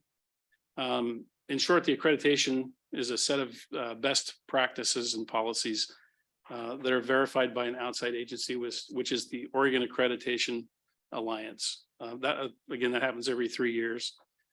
One of the benefits are of being accredited. There's decrease in exposure to civil liability and costly settlements, which lead to potential reductions in premiums for liability insurance. There are 101 standards. Each standard has anywhere from 1 proof to some of them have upwards of 30 to 32. So obviously, as you can tell, it's a lot of work to go through all your policies and standards. You have to prove that you follow your policies as well. So it's not something you can just make up. You have to prove that with reports and practices. By July of 26, all law enforcement agencies that have more than 35 police officers are going to be required to be accredited. It won't affect us because, like I said, we've been accredited since 2004. We typically, recently, we have, sorry, next slide. In the last couple of years, we've responded to anywhere from 26 to 29,000 calls for service. That's down from pre-pandemic, as well as national events and changing case law. We used to have about anywhere from between 34 and 37,000 calls for service. I think most agencies have pulled back. I think if you look at agencies probably around the country, everyone has fewer calls for services, you know, for a variety of different reasons. Here in Oregon, the voters approved, voted to legalize drugs. Obviously, that takes away from some of the cases we're going to work. And then also search and seizure laws in Oregon have become much tougher to comply with. Next slide. I just put up some statistics. You can see from 21 to 22, we are starting to inch back towards where we were. You can see our traffic stops are up, citations are up, warnings are down, so we need to work on that. Adult arrests are up. You know, some of the stuff during the pandemic I asked, and hopefully I'll never have to say the word pandemic after this presentation, but you know, I asked the officers to kind of raise their threshold on stops, you know, as well as the natural retraction a little bit. And that was primarily because people were out of work. We wanted to kind of dial it back a little bit. And I think as a result, nationally, you've seen a lot of chiefs probably asked the officers to do the same thing. And traffic fatalities are up. If you notice, anyone that was driving, you notice speeds are much higher. So we are back in enforcement, but you know, we're still not writing as many citations as we used to. We're not having as many stops as we used to. So hopefully, you know, we'll pick that up as far as at least the traffic stops themselves. Next slide. So these 5 teams, and I prefer to use teams versus division. These 5 teams are Patrol, Special Investigations, NewCom, which is newly named after our radio upgrade. It used to be Newburgh Dundee Dispatch. We've adopted the name NewCom, Support Services Team, and the Administrative Team. The Patrol team is the most visible and accessible team in the department. They respond to all the calls for service as well as follow-up calls. Then we move to Special Investigations Team, and these are pretty simplified. There's a lot that goes into every team. So this is, you know, one or 2 sentences to describe what they do all day. Our Special Investigations Team is tasked with investigating computer crimes, person crimes, child abuse, those types of crimes. NewCom is our 911 dispatch center, provides the first point of contact 24 hours a day, 7 days a week. They handle about 34,000 calls per year, and about 10,000 of those being 911. Support services, this is a way oversimplified definition. I put in here, they provide records and evidence management. That is extremely simplified, and they do a lot of almost all the behind the scenes stuff. We do ask 911 to pick up some of the tasks that aren't really on a timeline. We'll have background checks for people. We run those. We might push those to dispatch because that's not necessarily on a timeline. The administration provides a wide variety of managerial oversight, setting department direction, including organizational behavior, to best manage the goals of public safety without violating the law or the public trust. Obviously, in our business, we have to have the public trust and community policing. We also do the hiring, discipline, budget, planning, and research, management of information, policy management, and communications in and out of the department and within. Next slide, please. And I don't know how this is going to look on this screen. Just as bad as I thought. Okay. Did you guys all get a chance to look at this already? Okay, so I'll just ask, does anybody have any questions on how this organizational chart is set or? Okay. One of the things that when I was asked to take this position or hired for this full-time, we had a dispatch supervisor that I reorganized just a little bit and made a second captain spot. The second captain, as you can see, gives us a little better, a little broader management of not only dispatch, but our volunteers, evidence and records, and then also put them over SIU. So it sounds like he's spread pretty thin, but it's manageable. But it was a sworn position versus non-sworn. And it is another supervisor position that can reach all aspects of the department. So it made sense for me to reorganize that. Next slide. So I won't read all of those, but I will talk about some highlights. We have a mental health team, and it's important to. We're one of the only agencies in Yamhill County that have as many people certified in crisis intervention. We only have about 3 people left that haven't gone. So that's a priority for us. We have made that commitment to have all of our officers be CIT trained. DVRT, which is our domestic violence response team. We have probably one of the higher rates of actually getting these cases to the DA's office. I checked with the DA's office and they said their numbers are that we have about 85% of these cases actually get to the DA's office, which is a pretty high number. Out of the 85, we have 95% that we don't try the cases, but those cases go to conviction. That's an extremely high rate of conviction, and it's the way we investigate them and the techniques that we use, which they are a huge fan of. Peer support. We contract with Responder Life. We've updated our gym, more cardio. We got grants. I've also developed a program where the officers can, if the shift allows, in other words, if we have enough personnel working, they can work from 30 to 40 minutes on duty. And we certainly ask that there is no powerlifting or record setting on lifting weights. It's more of a maintenance thing because we don't want people to get injured. We'll also be adding a little more robust or formal chaplain program. That's necessary, and that'll be internal as well as external. We do every death that occurs in the city of Newburgh and Dundee, we make those notifications. If it's not doctor, I almost said assisted, not under doctor's care. Sorry, that would be different. And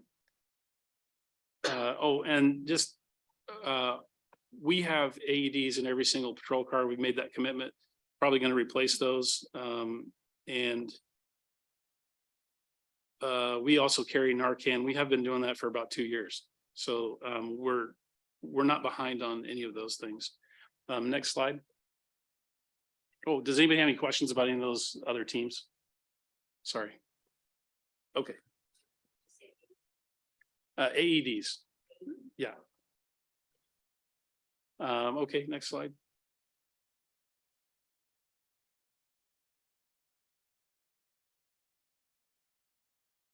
These are just part of the community outreach that we have. We definitely need to pick back up our Unidos Hispanic Community Outreach that obviously got put on hold. I won't read all those. A lot of those have to do with Special Olympics, Honor Guard. Next slide. Can I So ask you a these, question? oh, yeah. The Citizens Police Academy, are we gonna start that back up? That is would something be I wanna- interested in that. Yeah, absolutely. Those two programs I want to do, Citizens Police Academy, as well as, and when I'd invite any of you guys that want to go to that, we'd love to have you. And then also National Night Out, we'd like to do that. I think we're going to do it a little differently. There are, usually you could do maybe 2 or 3 of those, department our size, or you have to split things up. I think what we might do is do something here at Memorial Park and invite people. So that way we can kind of service more people and see more folks. These photos here, obviously the breast cancer awareness, Shop with a Cop, the little ninja right there, the 2 ninjas on the bottom, were Shop with a Cop. The one is actually a police officer. She's just really small. And then, yeah, the one on the left. So then we also have Meals for Seniors, and we're doing that again this coming Sunday. We'll be delivering meals as well. Next slide.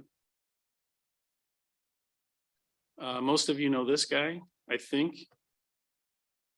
He's our school resource officer, has a wonderful rapport with the kids. I think most of you already know we have the suicide awareness and prevention car. That was a fun project to put together. We actually bought some things, and a lot of things were donated for that car. We got a really good deal on paint, stickers. We put different lights in it to appeal just to the kids at the high school. I think most of them actually think that's their car. They just don't get to drive it. Moreland, the middle photograph with Moreland, I actually was feeling ornery one day, and I bet in Moreland he wouldn't keep his hair. And then I told him, hey, you know what you could do? You could auction that off. So anyone that raises the most money for charity would get to shave your head. And as you see, he went through with it down there on the picture on the left. And that young man was the happiest guy in Newburgh when he got to shave Moreland's head. Another question. Yes. Are you, out of curiosity, I've just heard murmurings, I guess, are we considering a second SRO? If we can find a way to pay for it, I would love to have a second SRO. I would support that 100%.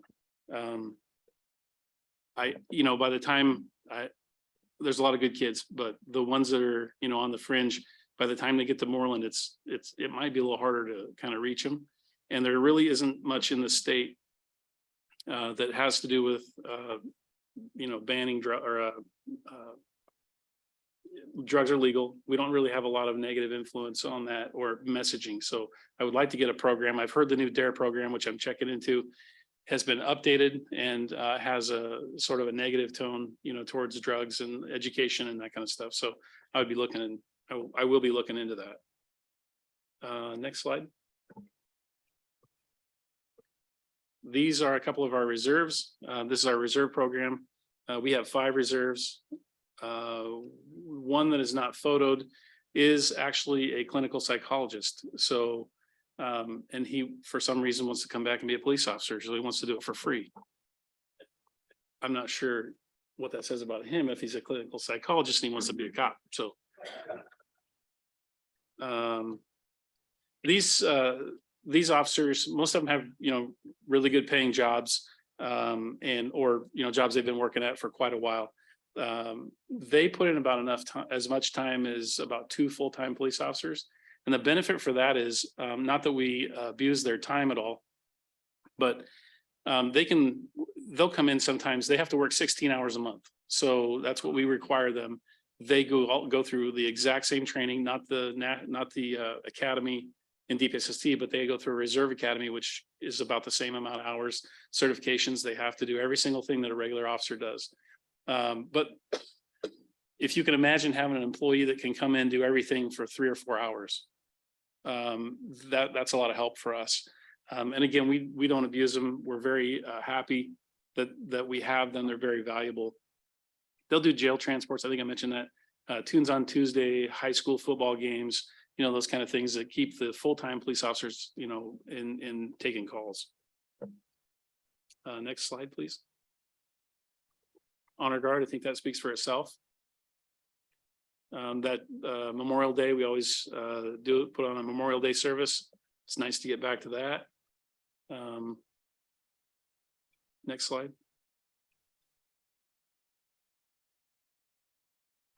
Okay, so these are some of the safety programs we have. The top photograph is we provide Everbridge for New Burgundy residents. We switched from Code Red, which was about 5,000 or 5,500, I can't remember. So we're saving about $5,000, and I think it's a little bit easier system to use. Those all primarily they come out of dispatch. We have employee groups. So if the city manager decides, hey, we need to send a message to all employees, we can select that and he can send the message, or we can send the message for him. We also have a safety exchange zone at the public safety parking lot. That could be anything from Craigslist to, it could be divorced parents that need to exchange kids, and there's a camera that's right there. So that'll provide some security. Sergeant Hagan there holding the roadwork sign. We were doing a distracted drivers thing. You would not believe how many people he picked off on their cell phone that weren't paying attention. And he's kind of quasi dressed as a police officer and also a construction person. So then we also participate with CPRD with Safety Town. Those are for our younger kids. Next, and that photo, I didn't black out their face because that was an advertisement. Next slide. Social media. Every department has social media. This is an area I would like to expand and probably put out more messaging. We have 7,700 Facebook followers, 1,600 Instagram. One of the things I'd like to do is I am going to implement a program where the Newcom dispatchers will be sending out tweets. Prime example, that would be the fatal we had on Highway 18. We can ask people to avoid the area once things calm down and they get, the 911 stop coming in. The rest of these photos are examples of our social media, things that we've done. Next slide. We decided we wanted to when I say we have a team. So we decided we wanted to rebrand the fleet. It was a pretty simple black car with yellow or gold writing. We came up with a different design that was a little more inviting, I felt. And also, hopefully we're able to attract maybe some newer, younger officers that, it's just something different. When you see that car, that's a New Burgundy police car. There aren't any other ones like that. And I realize sometimes when you do that, you can really hate them or really like them. You always run that risk. Next slide. This was something we put together to honor all of the women working at the New Burgundy Police Department. They've heard and seen things that you would not be able to imagine based on dealing with the public. We've got a really, really good group of employees. Next slide. And I just put this one on there because I love that photo. We ended up with 240,000. It went viral. We reached 240,000 people, and the look on that dog's face just cracks me up. He looks like he is in big trouble. And he really did eat the uniform. Matter of fact, at some point shortly after that, we had to do surgery on him to remove part of the Velcro. So, but I think that photo is hilarious. Yeah, exactly. So what you tell your kids when they break all your stuff. So that's really all I have. Like I said, it's not meant to be a deep dive or anything like that. if, I encourage anyone, if you have any questions or anything, please let me know, or if you wanted more information on anything, don't hesitate to ask. And I think that's it. Thank you, Chief.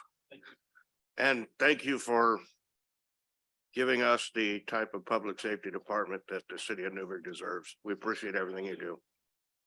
Well, we get to hear your city manager's report. So one thing that the chief didn't say is he had to really twist my arm about that change to the cool new police cars, because I was kind of more traditional, but it has really grown on me and I think they look really, really good. So.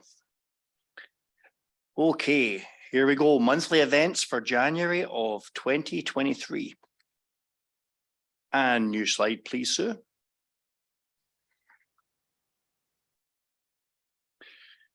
For this month's public works section, I wanted to focus on the work we are currently doing around emergency preparedness.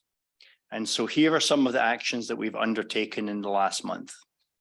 We submitted drafts of emergency operation plan base document and 16 annexes to our leadership for comment. So that's department heads and such. We uploaded personal protective equipment and emergency equipment inventory into our tracking database Cartograph, so we have a more accurate listing of what we have. New slide, please. We also uploaded maps for emergency response provided by the mapping team in the engineering section. Some folks may not know that we actually have a couple of guys working in engineering on GIS mapping layer. We are also working on critical water customer lists and wastewater emergency plan with the Public Works operations team. This will include organizations in the medical and educational sphere. As part of this, we have rebooted the City Safety Committee. First, we gave them SharePoint, as you already know, an area for them to store their files and work in. And the committee has 5 new members and also has a new CIS insurance representative. And we have heard that that will help us in the future with our insurance rates. New slide, please. Additionally, the Safety Committee has scheduled its meetings for the new year.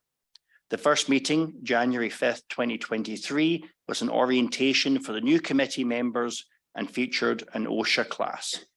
The next meeting, which has already occurred, will have seen a new chair, recorder, and other duties that are being assigned. The budget for this work section will be reviewed with the finance director. New slide, please. And here are some images of some recent public works projects, an ADA ramp on Meridian Street. And who knows, maybe in the near future, we will start to be putting these ramps in with our own staff. But more about that when I know a bit more. New slide, please. An emergency valve replacement, Caddy Crescent, Edgewood Detention Pond project. And I should mention that this detention pond, which was deepened, was the answer to the Meridian flooding, which we'd had in that area. And we've had several heavy soakers and we haven't had a repeat on that flooding. So that was a fantastic example of Russ and the team dealing with something that was impacting residents directly. New slide, please. And here is pouring a manhole in place. And of course, we follow all the usual safety precautions for working in a confined space. New slide, please. Now over to police news. Dispatcher Christina is a DPSST Basic Telecommunications Academy, but I do have some sad news. K9 Arco passed away in January.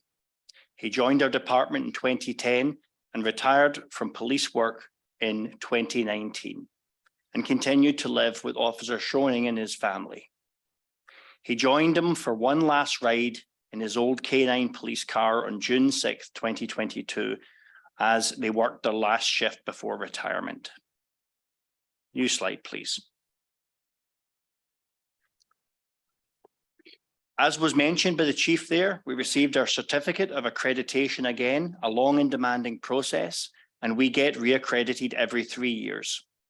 And I should mention that this is another thing that was of great interest to our insurance carrier CIS when they realized that we met our accreditation and have been doing accreditation for a lot longer than some other police departments of this size.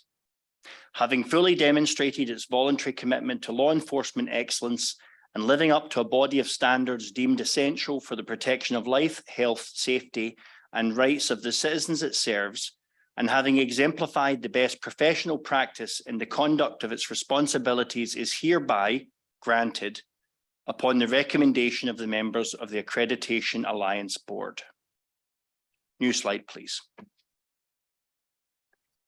And here's a picture of K9 Arco, which was very familiar to all the kids if you look at the pictures that are up in the hall. It's really a big miss for us here that the pooch has passed on. New slide, please. Over in the world of finance. During the month of January, finance has been extremely busy with year-end reporting, such as issuing 1099s to vendors, W-2s to employees, as well as preparing the Q4 quarterly reports to the IRS and the Oregon Department of Revenue. Finance has also welcomed its newest member, the long-awaited management analyst, Jennifer Elkins, who we successfully stole from Bend. This took a whole bunch of cold calling around Oregon to various cities with me saying, come and work for us. And that's how we were finally able to fill the position. New slide, please. Many departments are currently working on their budget change request forms, or BCRs, and budget meetings with finance and the city manager will occur in the next month to discuss any necessary changes to departmental budgets.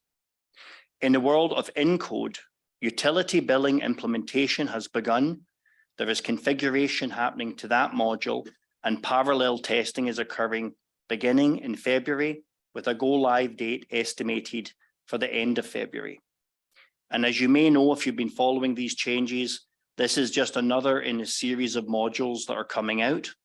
We still have ExecuTime to come out. We have the replacement for the court system. And then lastly, we're going to have a replacement for Trackit, which is a geolocation tool, and it will all be within the same database system. New slide, please. And court will be beginning its implementation mid-February with a go-live date estimated for the end of June. And configuration for electronic timekeeping through ExecuTime is underway, and each department will undergo timesheet training end of February and early March. I would say there have been some hiccups in the payroll system in the area of pay advice. Some of the data has not been shown clean and clearly the way that we would like it to, but Katie is on the job and we're going to get it fixed with our new vendor so that it's more legible. New slide, please. In January, the IT department performed the first large maintenance event on our virtual desktop environment. That's where we see on the screen what looks like a computer desktop, but it's actually coming from a server, and that's how most of our computing happens nowadays. We hope to make this a quarterly event, as we have noticed stability and performance improvements for doing so. Just to name one example, we used to not be able to do digital streaming with video feeds on the previous image, and the new image on the virtual desktops allows us to actually do that in real time. We assisted Public Works Department with adding surveillance to the new fuel station because we don't want any silly things happening there. And we have expanded our access control system to the new shop building. New slide, please. In addition to this, we completed the purchase of 2 new servers to run our hosted email environment and expect delivery of those shortly. We also helped relocate the record staff of the police department to a new location, moving a great deal of networking and computer equipment in the process. New slide, please. Over to Library Land. In the beginning of January, we saw the end of Cozy Readings program for kids, teens, and adults. The winter mascot, Mallow the Marshfellow, was incredibly popular this year with 624 entries from kids finding this marshmallowy mascot hidden all around the library. 1,239 free books were given away to children participating in the program. In all, 1,420 kids, teens, and adults participated in the winter program, encouraging families and individuals to keep up their reading habit through the school break. Thanks to the Library Foundation of Newburgh for funding this program. New slide, please. Computer classes and book clubs at the Chehalem Senior Centre and Friends View have continued this month, run by the library. Our most popular book club in the library is My First Book Club for kids in the kindergarten to second grade category. With 20 spots available, there's always a wait list. This month, library staff participated in a semi-annual emergency preparedness exercise. It's always a good opportunity to practice emergency action planning and actions and go through the situation together. New slide, please. Over to community development. Orientations were conducted for 3 new planning commissioners and 2 new affordable housing commission members. Staff met with the Newburgh Downtown Coalition and Taste Newburgh to discuss the downtown parking utilisation study. If they concur, the study will be done in April 2023, and staff is working on an RFP, that's a request for proposal, for consultation services with that aim. New slide, please. As you know, the Multifamily Code Audit Virtual Open House was held on January 9th. Pre-application meetings were held for a YCAP Homes Shelter on North College Street, an apartment project at the northwest corner of North Villa, East Crestview Drive, and C.S. Lewis for a modular building. New applications were received for a vacation rental, Argyle expansion for fermentation tanks, and a variance for parking at the Cultural Centre with a view to activating the second floor of the building, planned to become a new theatre one day. New slide, please. Staff coordinated with the engineering division on system development charge projections for the FY 23-24 budget. The Affordable Housing Commission met on the application in response to a notice of funding availability. Because of a lack of quorum for the item, it will be rescheduled to a later date. The Housing Production Strategy Project held its virtual open house on January the 30th. The trend is continuing in the building division with a slowdown in single-family housing permit applications for new construction. But as you've seen, there have been new applications for multifamily buildings, so it might be a wash. New slide, please. So that's it for January events. As you can see, our staff are mighty, and they have used residents' tax dollars very well as usual. Any questions?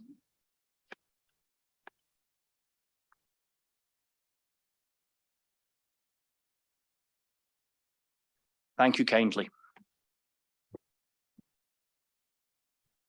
Thank you, Will.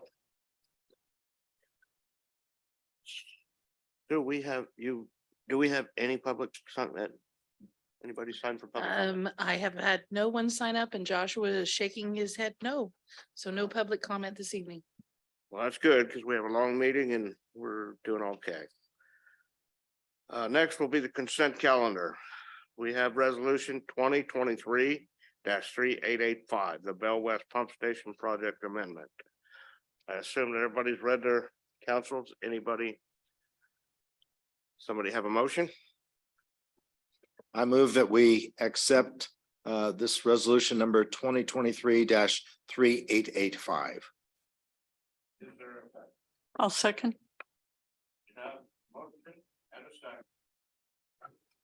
Aye. Aye. All opposed, same sign. Motion carries unanimously. Next is going to be new business. we have resolution 2023-3884. A resolution authorizing the city to apply for a WIFIA loan to help finance the groundwater treatment plant. We have a presentation. We do. Good evening, Mayor, Council, Karn Hoffman, City Engineer. And I'm Katie Strode, Finance Director. I'm just kind of here for show, so if you guys have questions. So I thought I'd start, since a lot of us are new, to give it just an update about the treatment plan and how we got to where we are today. So next slide, please. So our agenda will go over the safe, reliable water program, the groundwater treatment plant history and overview, cost analysis, the WIFIA loan, questions, and then next steps. Next slide, please. Next slide. So the redundant water supply project started many years ago after the last water master plan, where it was determined that we did need a redundant water supply. Our only water supply is south of the Willamette River. And so the idea was to develop another supply in case something happened to that one. So we've gone through phase one, which was developing what those goals would be, and then the approach for phase two. Phase two, we worked on the scope of work alternatives analysis, and we completed that work in 2021. And the community input and education occurred in that stage. And then we started work on phase three, which is future work, preliminary engineering, implementation for those next steps of what that redundant water supply would look like. This includes the water rights purchase that that the council authorized a year ago. So that is part of this redundant water supply project. Next slide, please. So how we got here and what we've learned. So there was a lot of different projects all going on at the same time, all wrapped around safe and reliable water for the city of Newburgh. We had to do a seismic resilience study that was required by the state to look at all of our water system, making sure that in a Cascadia event that our system would be back up and operational as quickly as possible. So we looked at what we needed to do in order to make that happen. We did the water supply analysis, again, looking at another supply for the city of Newburgh in case something happens to our current supply, because we have no connection to any other system. So that was important. As we talked about water rights and infrastructure acquisition, we did some property acquisition to build the groundwater treatment plant on a little bit further north than our existing water treatment plant. We did a risk and resilience assessment, which is called the AWIA, which is a federally mandated requirement that we look at what the vulnerabilities of our system is, document that, and then come up with response plans to deal with that if something was to occur in that list. And so we found that information out, and then we also had the water treatment filter cover, basin cover evaluation was completed, which all leads into the next slides. So we'll talk a little bit about that. So groundwater treatment. So our groundwater treatment plant was originally constructed in 1953, which means it's 70 years old.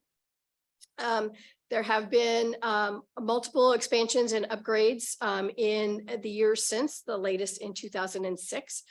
Unfortunately, what that means is that there are several almost different buildings all connected to each other, but not connected in a way that would make it stand up if there was an earthquake that was to occur in that location. So next slide, please. So when we looked at what we were going to have to do to make the treatment plant come into compliance with regulatory requirements, which was the seismic upgrades, and then also the Oregon Health Department required us to cover our basins and filters for compliance. And so we started to look at, it was going to cost us at least, and this was last year's numbers. So as we know, all the numbers have gone up since then, $12.1 million just to make those improvements to the existing water treatment plant, which doesn't extend the life or the capacity of that plant. Next slide, please. So again, our current plant is vulnerable to severe damage due to earthquakes. We are required to cover the filters and basins by the state. Many parts are aging and near life. We also, due to some limitations within the plant, we can't support the full existing groundwater supply capacity. So although we have more capacity in the wells that we could provide, we can't run them through the plant to actually get all of that water out. So that is also a challenge. Next slide, please. So a modern, more resilient treatment plant, which is what the council decided to go with a year ago, would be designed to and built to current standards, both requirements and code standards. We can build what we need now and then be able to expand it and be flexible for future needs. And then we can see a 40 to 50% reduction in operation and maintenance costs, just between some electricity issues, updated pumping, treatment supply chains, and those types of things. The new facility would have a 40 to 50-year design life on it. So this plant would last us for another 40 to 50 years. Next slide, please. So the community benefits of a new modern facility is it delivers the best value for our investment, provides enough water for future needs, and it prepares the community for earthquakes and or other natural disasters that may occur. Next slide. We did do an alternatives comparison that was presented a year ago. Again, looking at the whether we upgrade the existing groundwater treatment plant or build a new one. And overwhelmingly, the new groundwater treatment plant was the best option when we went through that comparison. Next slide. So WIFIA, what is WIFIA? WIFIA is the, and it's one of the things that we are looking at to help fund building this plant. It's called the Water Infrastructure Finance and Innovation Act. And it's a federal loan program administered by the EPA. There is a minimum project / program cost of $20 million that is required because we are considered a large city, as the mayor pointed out earlier. We're considered a large city now at just over 25,000. And the WIFIA loan can cover up to 49% of the eligible project costs. Next slide, please. So some benefits of the WIFIA are that it is a single fixed interest rate that is established at closing time. We don't have to take all of the money at one time. We could take it in pieces and in phases, but we are locked into that interest rate, although we can do a one-time update if the interest rates were to drop significantly at some point. We could apply and get refinance basically at the lower interest rate. We can customize our repayment schedules. This is something that Katie will work on as we start to write the loan documents. Is we can say we want to pay a smaller amount now and then make those payments get bigger as the years go on, depending on what seems to work for us. It's a 35-year repayment period, and we can defer those payments up to 5 years after the project's substantial completion. And we can combine it with other various funding sources. And actually has to be, since we only have 49% is eligible through WIFIA. Next slide, please. So here's some ratepayer savings that other entities have had in the last several years, anywhere from 3.2 to $8.5 million in interest rate and other savings by using this funding option. Next slide, please. So the low interest WIFIA loan can be used by Newburgh to help finance our vital water infrastructure. As we just noted, the new groundwater treatment plant. As part of the program, we also included seismic improvements to our existing water reservoirs and water lines. We did actually get a community congressionally directed funding for groundwater emergency connection and controls. That's a long way to say that. So as part of the infrastructure bill, we did receive a $500,000 grant from the federal government to help with that. And that process would allow us to, if something was to happen to the plant, we could still send water into the water system. It may not be drinkable, but there would still be water in the system for fire suppression and those types of things. Water rights on the Willamette River, as we talked about, and then way in the future, a new water intake to provide backup water. That's all part of the program. Next slide, please. So the schedule, we submitted a letter of interest in October of 2022. And in December of 2022, the EPA invited Newburgh to apply for that loan, which essentially means we qualify and meet all their requirements. So the goal is to apply in February of 2023.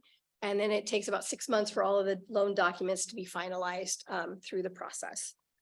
There's a whole list of paperwork that we have to provide them in order to make that happen. Next slide, please.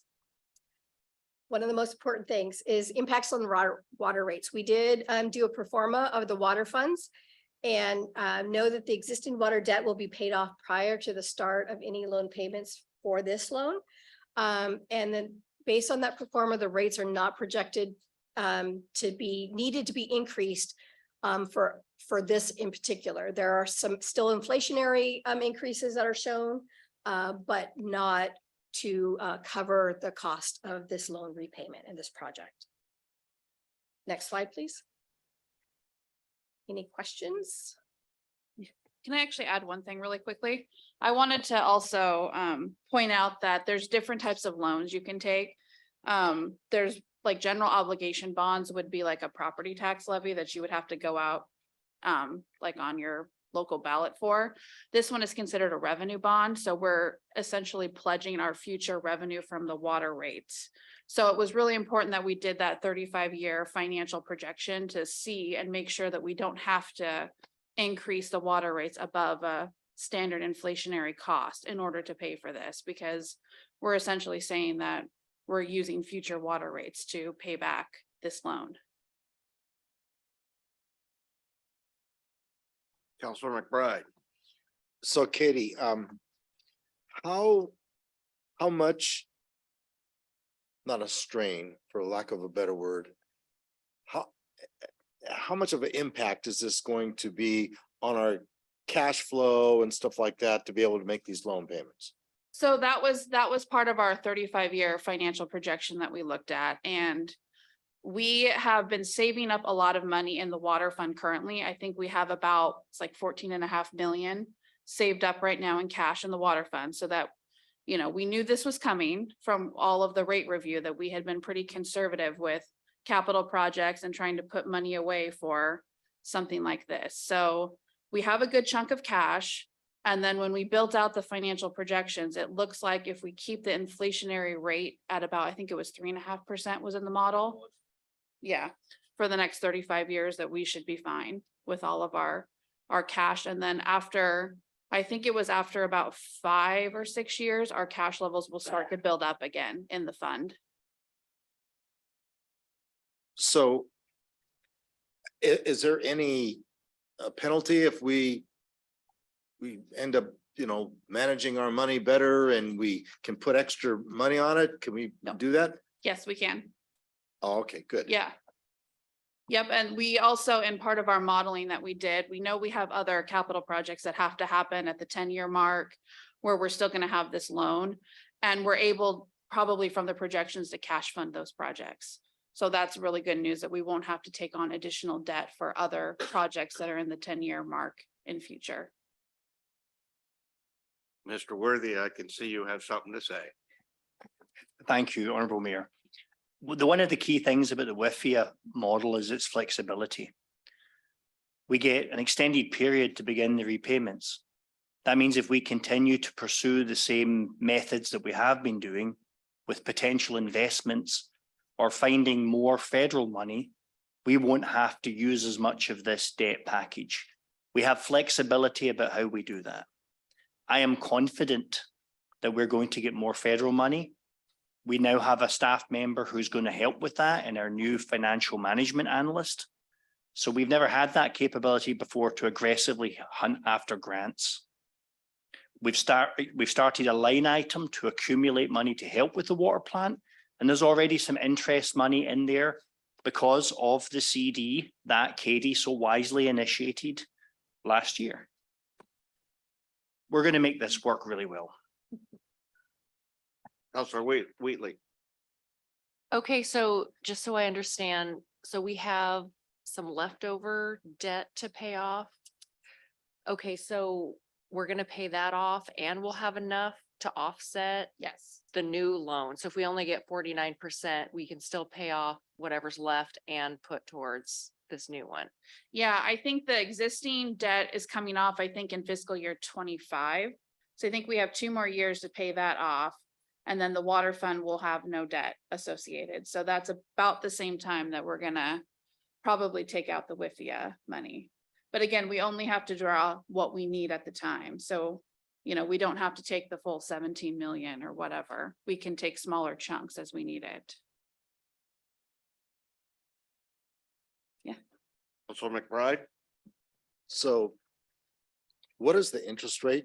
Will it be assigned at the time that we actually take it Yes. out? So whatever it is at that point? Yeah, so we don't know yet. It's supposed to be the most competitive offer with the WIFIA that we get, you know, better than a regular loan interest. So, and I know Karin mentioned before, we have one opportunity during that 35-year period or whatever that we can refinance it. So if rates drop, we can definitely do that.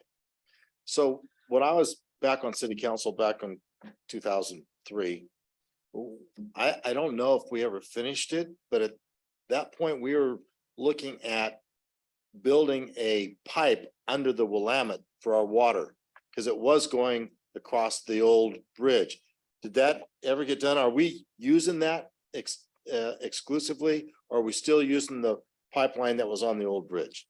We have both available to us. We mostly use the one underneath the river, but we do have the one still on the bridge that is available to us. And that's actually one of the loans that will be dropping off in the next couple of years. Okay, so a couple of questions. The 14.5 million in the water fund saved, where did that come from? So that was over the years that we've done rate review. Okay. It was part of the rate review planning where they looked at capital projects and looked at saving up the fund balance for a future project like this. Okay, thank you. And it looks like we're going to get 17 million. And yet we can finance up to only 49%. So on a $20 million water treatment plant, there must be other things than we're going to borrow Yes. for, and those would be? So those other projects were the seismic upgrade of the water lines, the emergency controls, the water rights transfer, and the seismic improvements at the reservoirs also.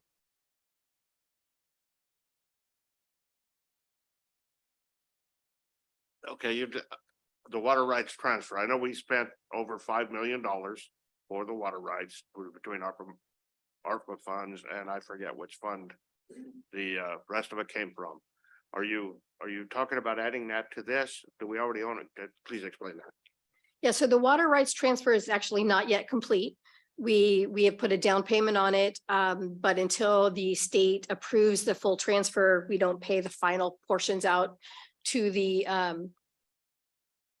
seller. It's a total of about $3.2 million all totaled. And so, yes, there is a certain amount of ARPA money that has been set aside for that water rights transfer. But part of when we were putting together the WIFIA program dollars, we had to get it up enough in order that we could get enough money in order to take the 49%. So we added other projects on the seismic of the water lines, the water rights transfer, and we could use projects that we'd already completed or were already in the works, as long as it all fit in together in the whole safe, reliable water program thought process. So there was a list of projects that we put together that led us to a dollar amount. And in order to get the 17 million, which we may not need all of, we'll evaluate as we get closer, we had to come up with projects that added up to 35 million. And so that's where all those projects came in, is we added all of those on to get to that 35 million. And again, if we don't need the full 17, we certainly won't take out 17 million. Are there any other questions? Thank you very much. Very nice. I just wanted to give you a couple of next steps on the treatment plant construction in general, just again, so you guys are aware, is that we do have a request for proposals out on the street to get a construction contract manager. The award of this contract is proposed to be in front of this group for award in April. So you'll be seeing me here to talk about the CMGC in that process. The design work is currently underway. In particular, looking at some ground improvements that we need to do for the soils and those types of things. And some early construction work is proposed for next fiscal year, with the completion of the new plant in June of 2027. And then demolition of the existing plant would be complete by the summer of 2028. So I just wanted to give everybody kind of that overview of where we are and what the next steps are. And you've got my word, we're not going to use all of that debt amount.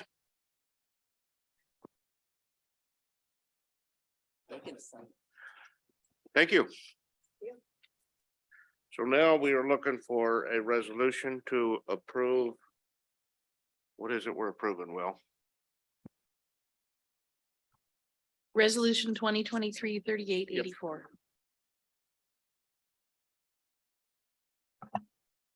So resolution 2023-3884. Is there any more discussion? If not, we need a motion. I move that we pass a resolution number 2023-3844, authorizing that the city can apply for that WIFIA loan to help finance the groundwater treatment plant. We have a motion. Is there a second? Okay. That was Second. Elise.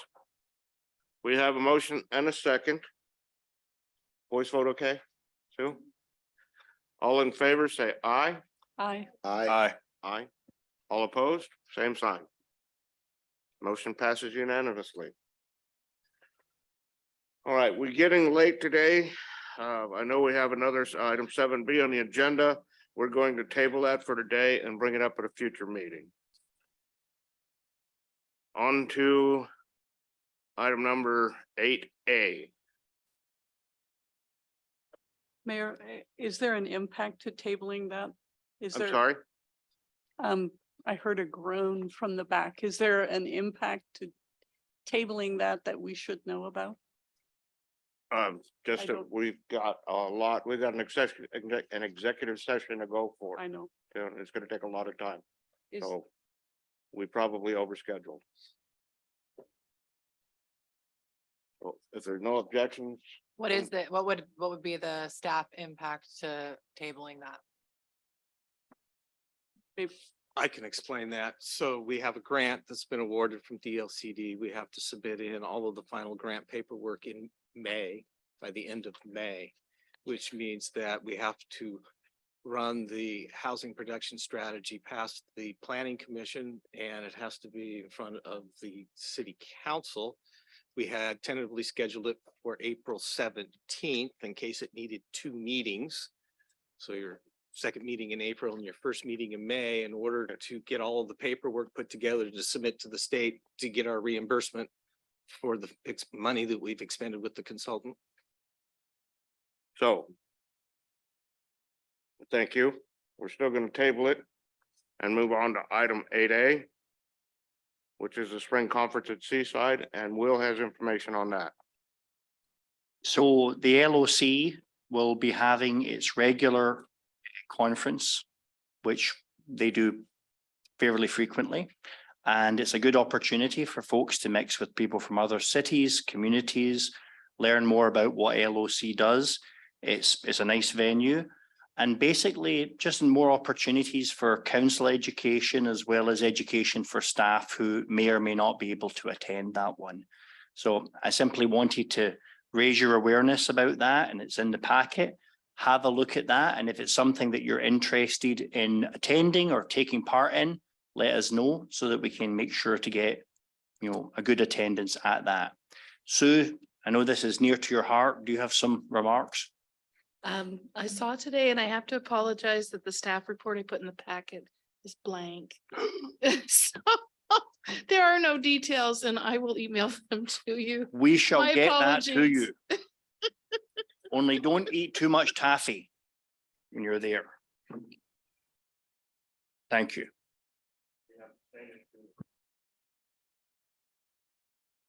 So you all received a lovely flyer at your homes for budget committee dates, and I've pestered you now with a Outlook reminder. And then the four newbies, Derek, Robin, Bill, and Peggy, all have binders tonight. And those are the information by Department of Revenue classes that are, they only had 2 in-person ones, but they have 3 virtual ones, and then they'll be recorded and be online. So if you can't make the 3-part series, I know Peggy said she had signed up, then those are the materials so you can read. And those are kind of a sneak peek at Katie's class on April 26th. You don't have to take the class, but this is just some basic budget law information. And then Katie will go over how Newburgh's budget process works on April 26th. So those dates are 26th, May 3rd, May 10th, and May 17th. And this is just, Sue is the reminder lady, so reminding you. Best ever. Although she does say she's always happy until budget season.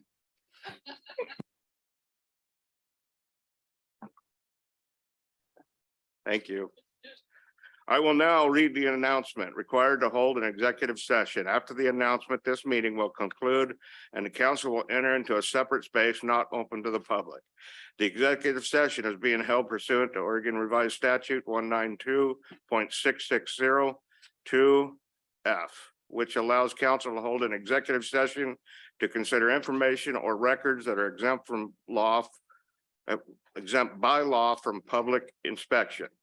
Tonight's executive session is also being held pursuant to Oregon Revised Statute 192.6602H, which allows council to hold an executive session to consult with counsel concerning the legal rights and duties of a public body with regard to current litigation or litigation likely to be filed. Representatives of the news media and designated staff will be allowed to attend the executive session. No decision will be made in the executive session. We will now end this public meeting and begin the executive session.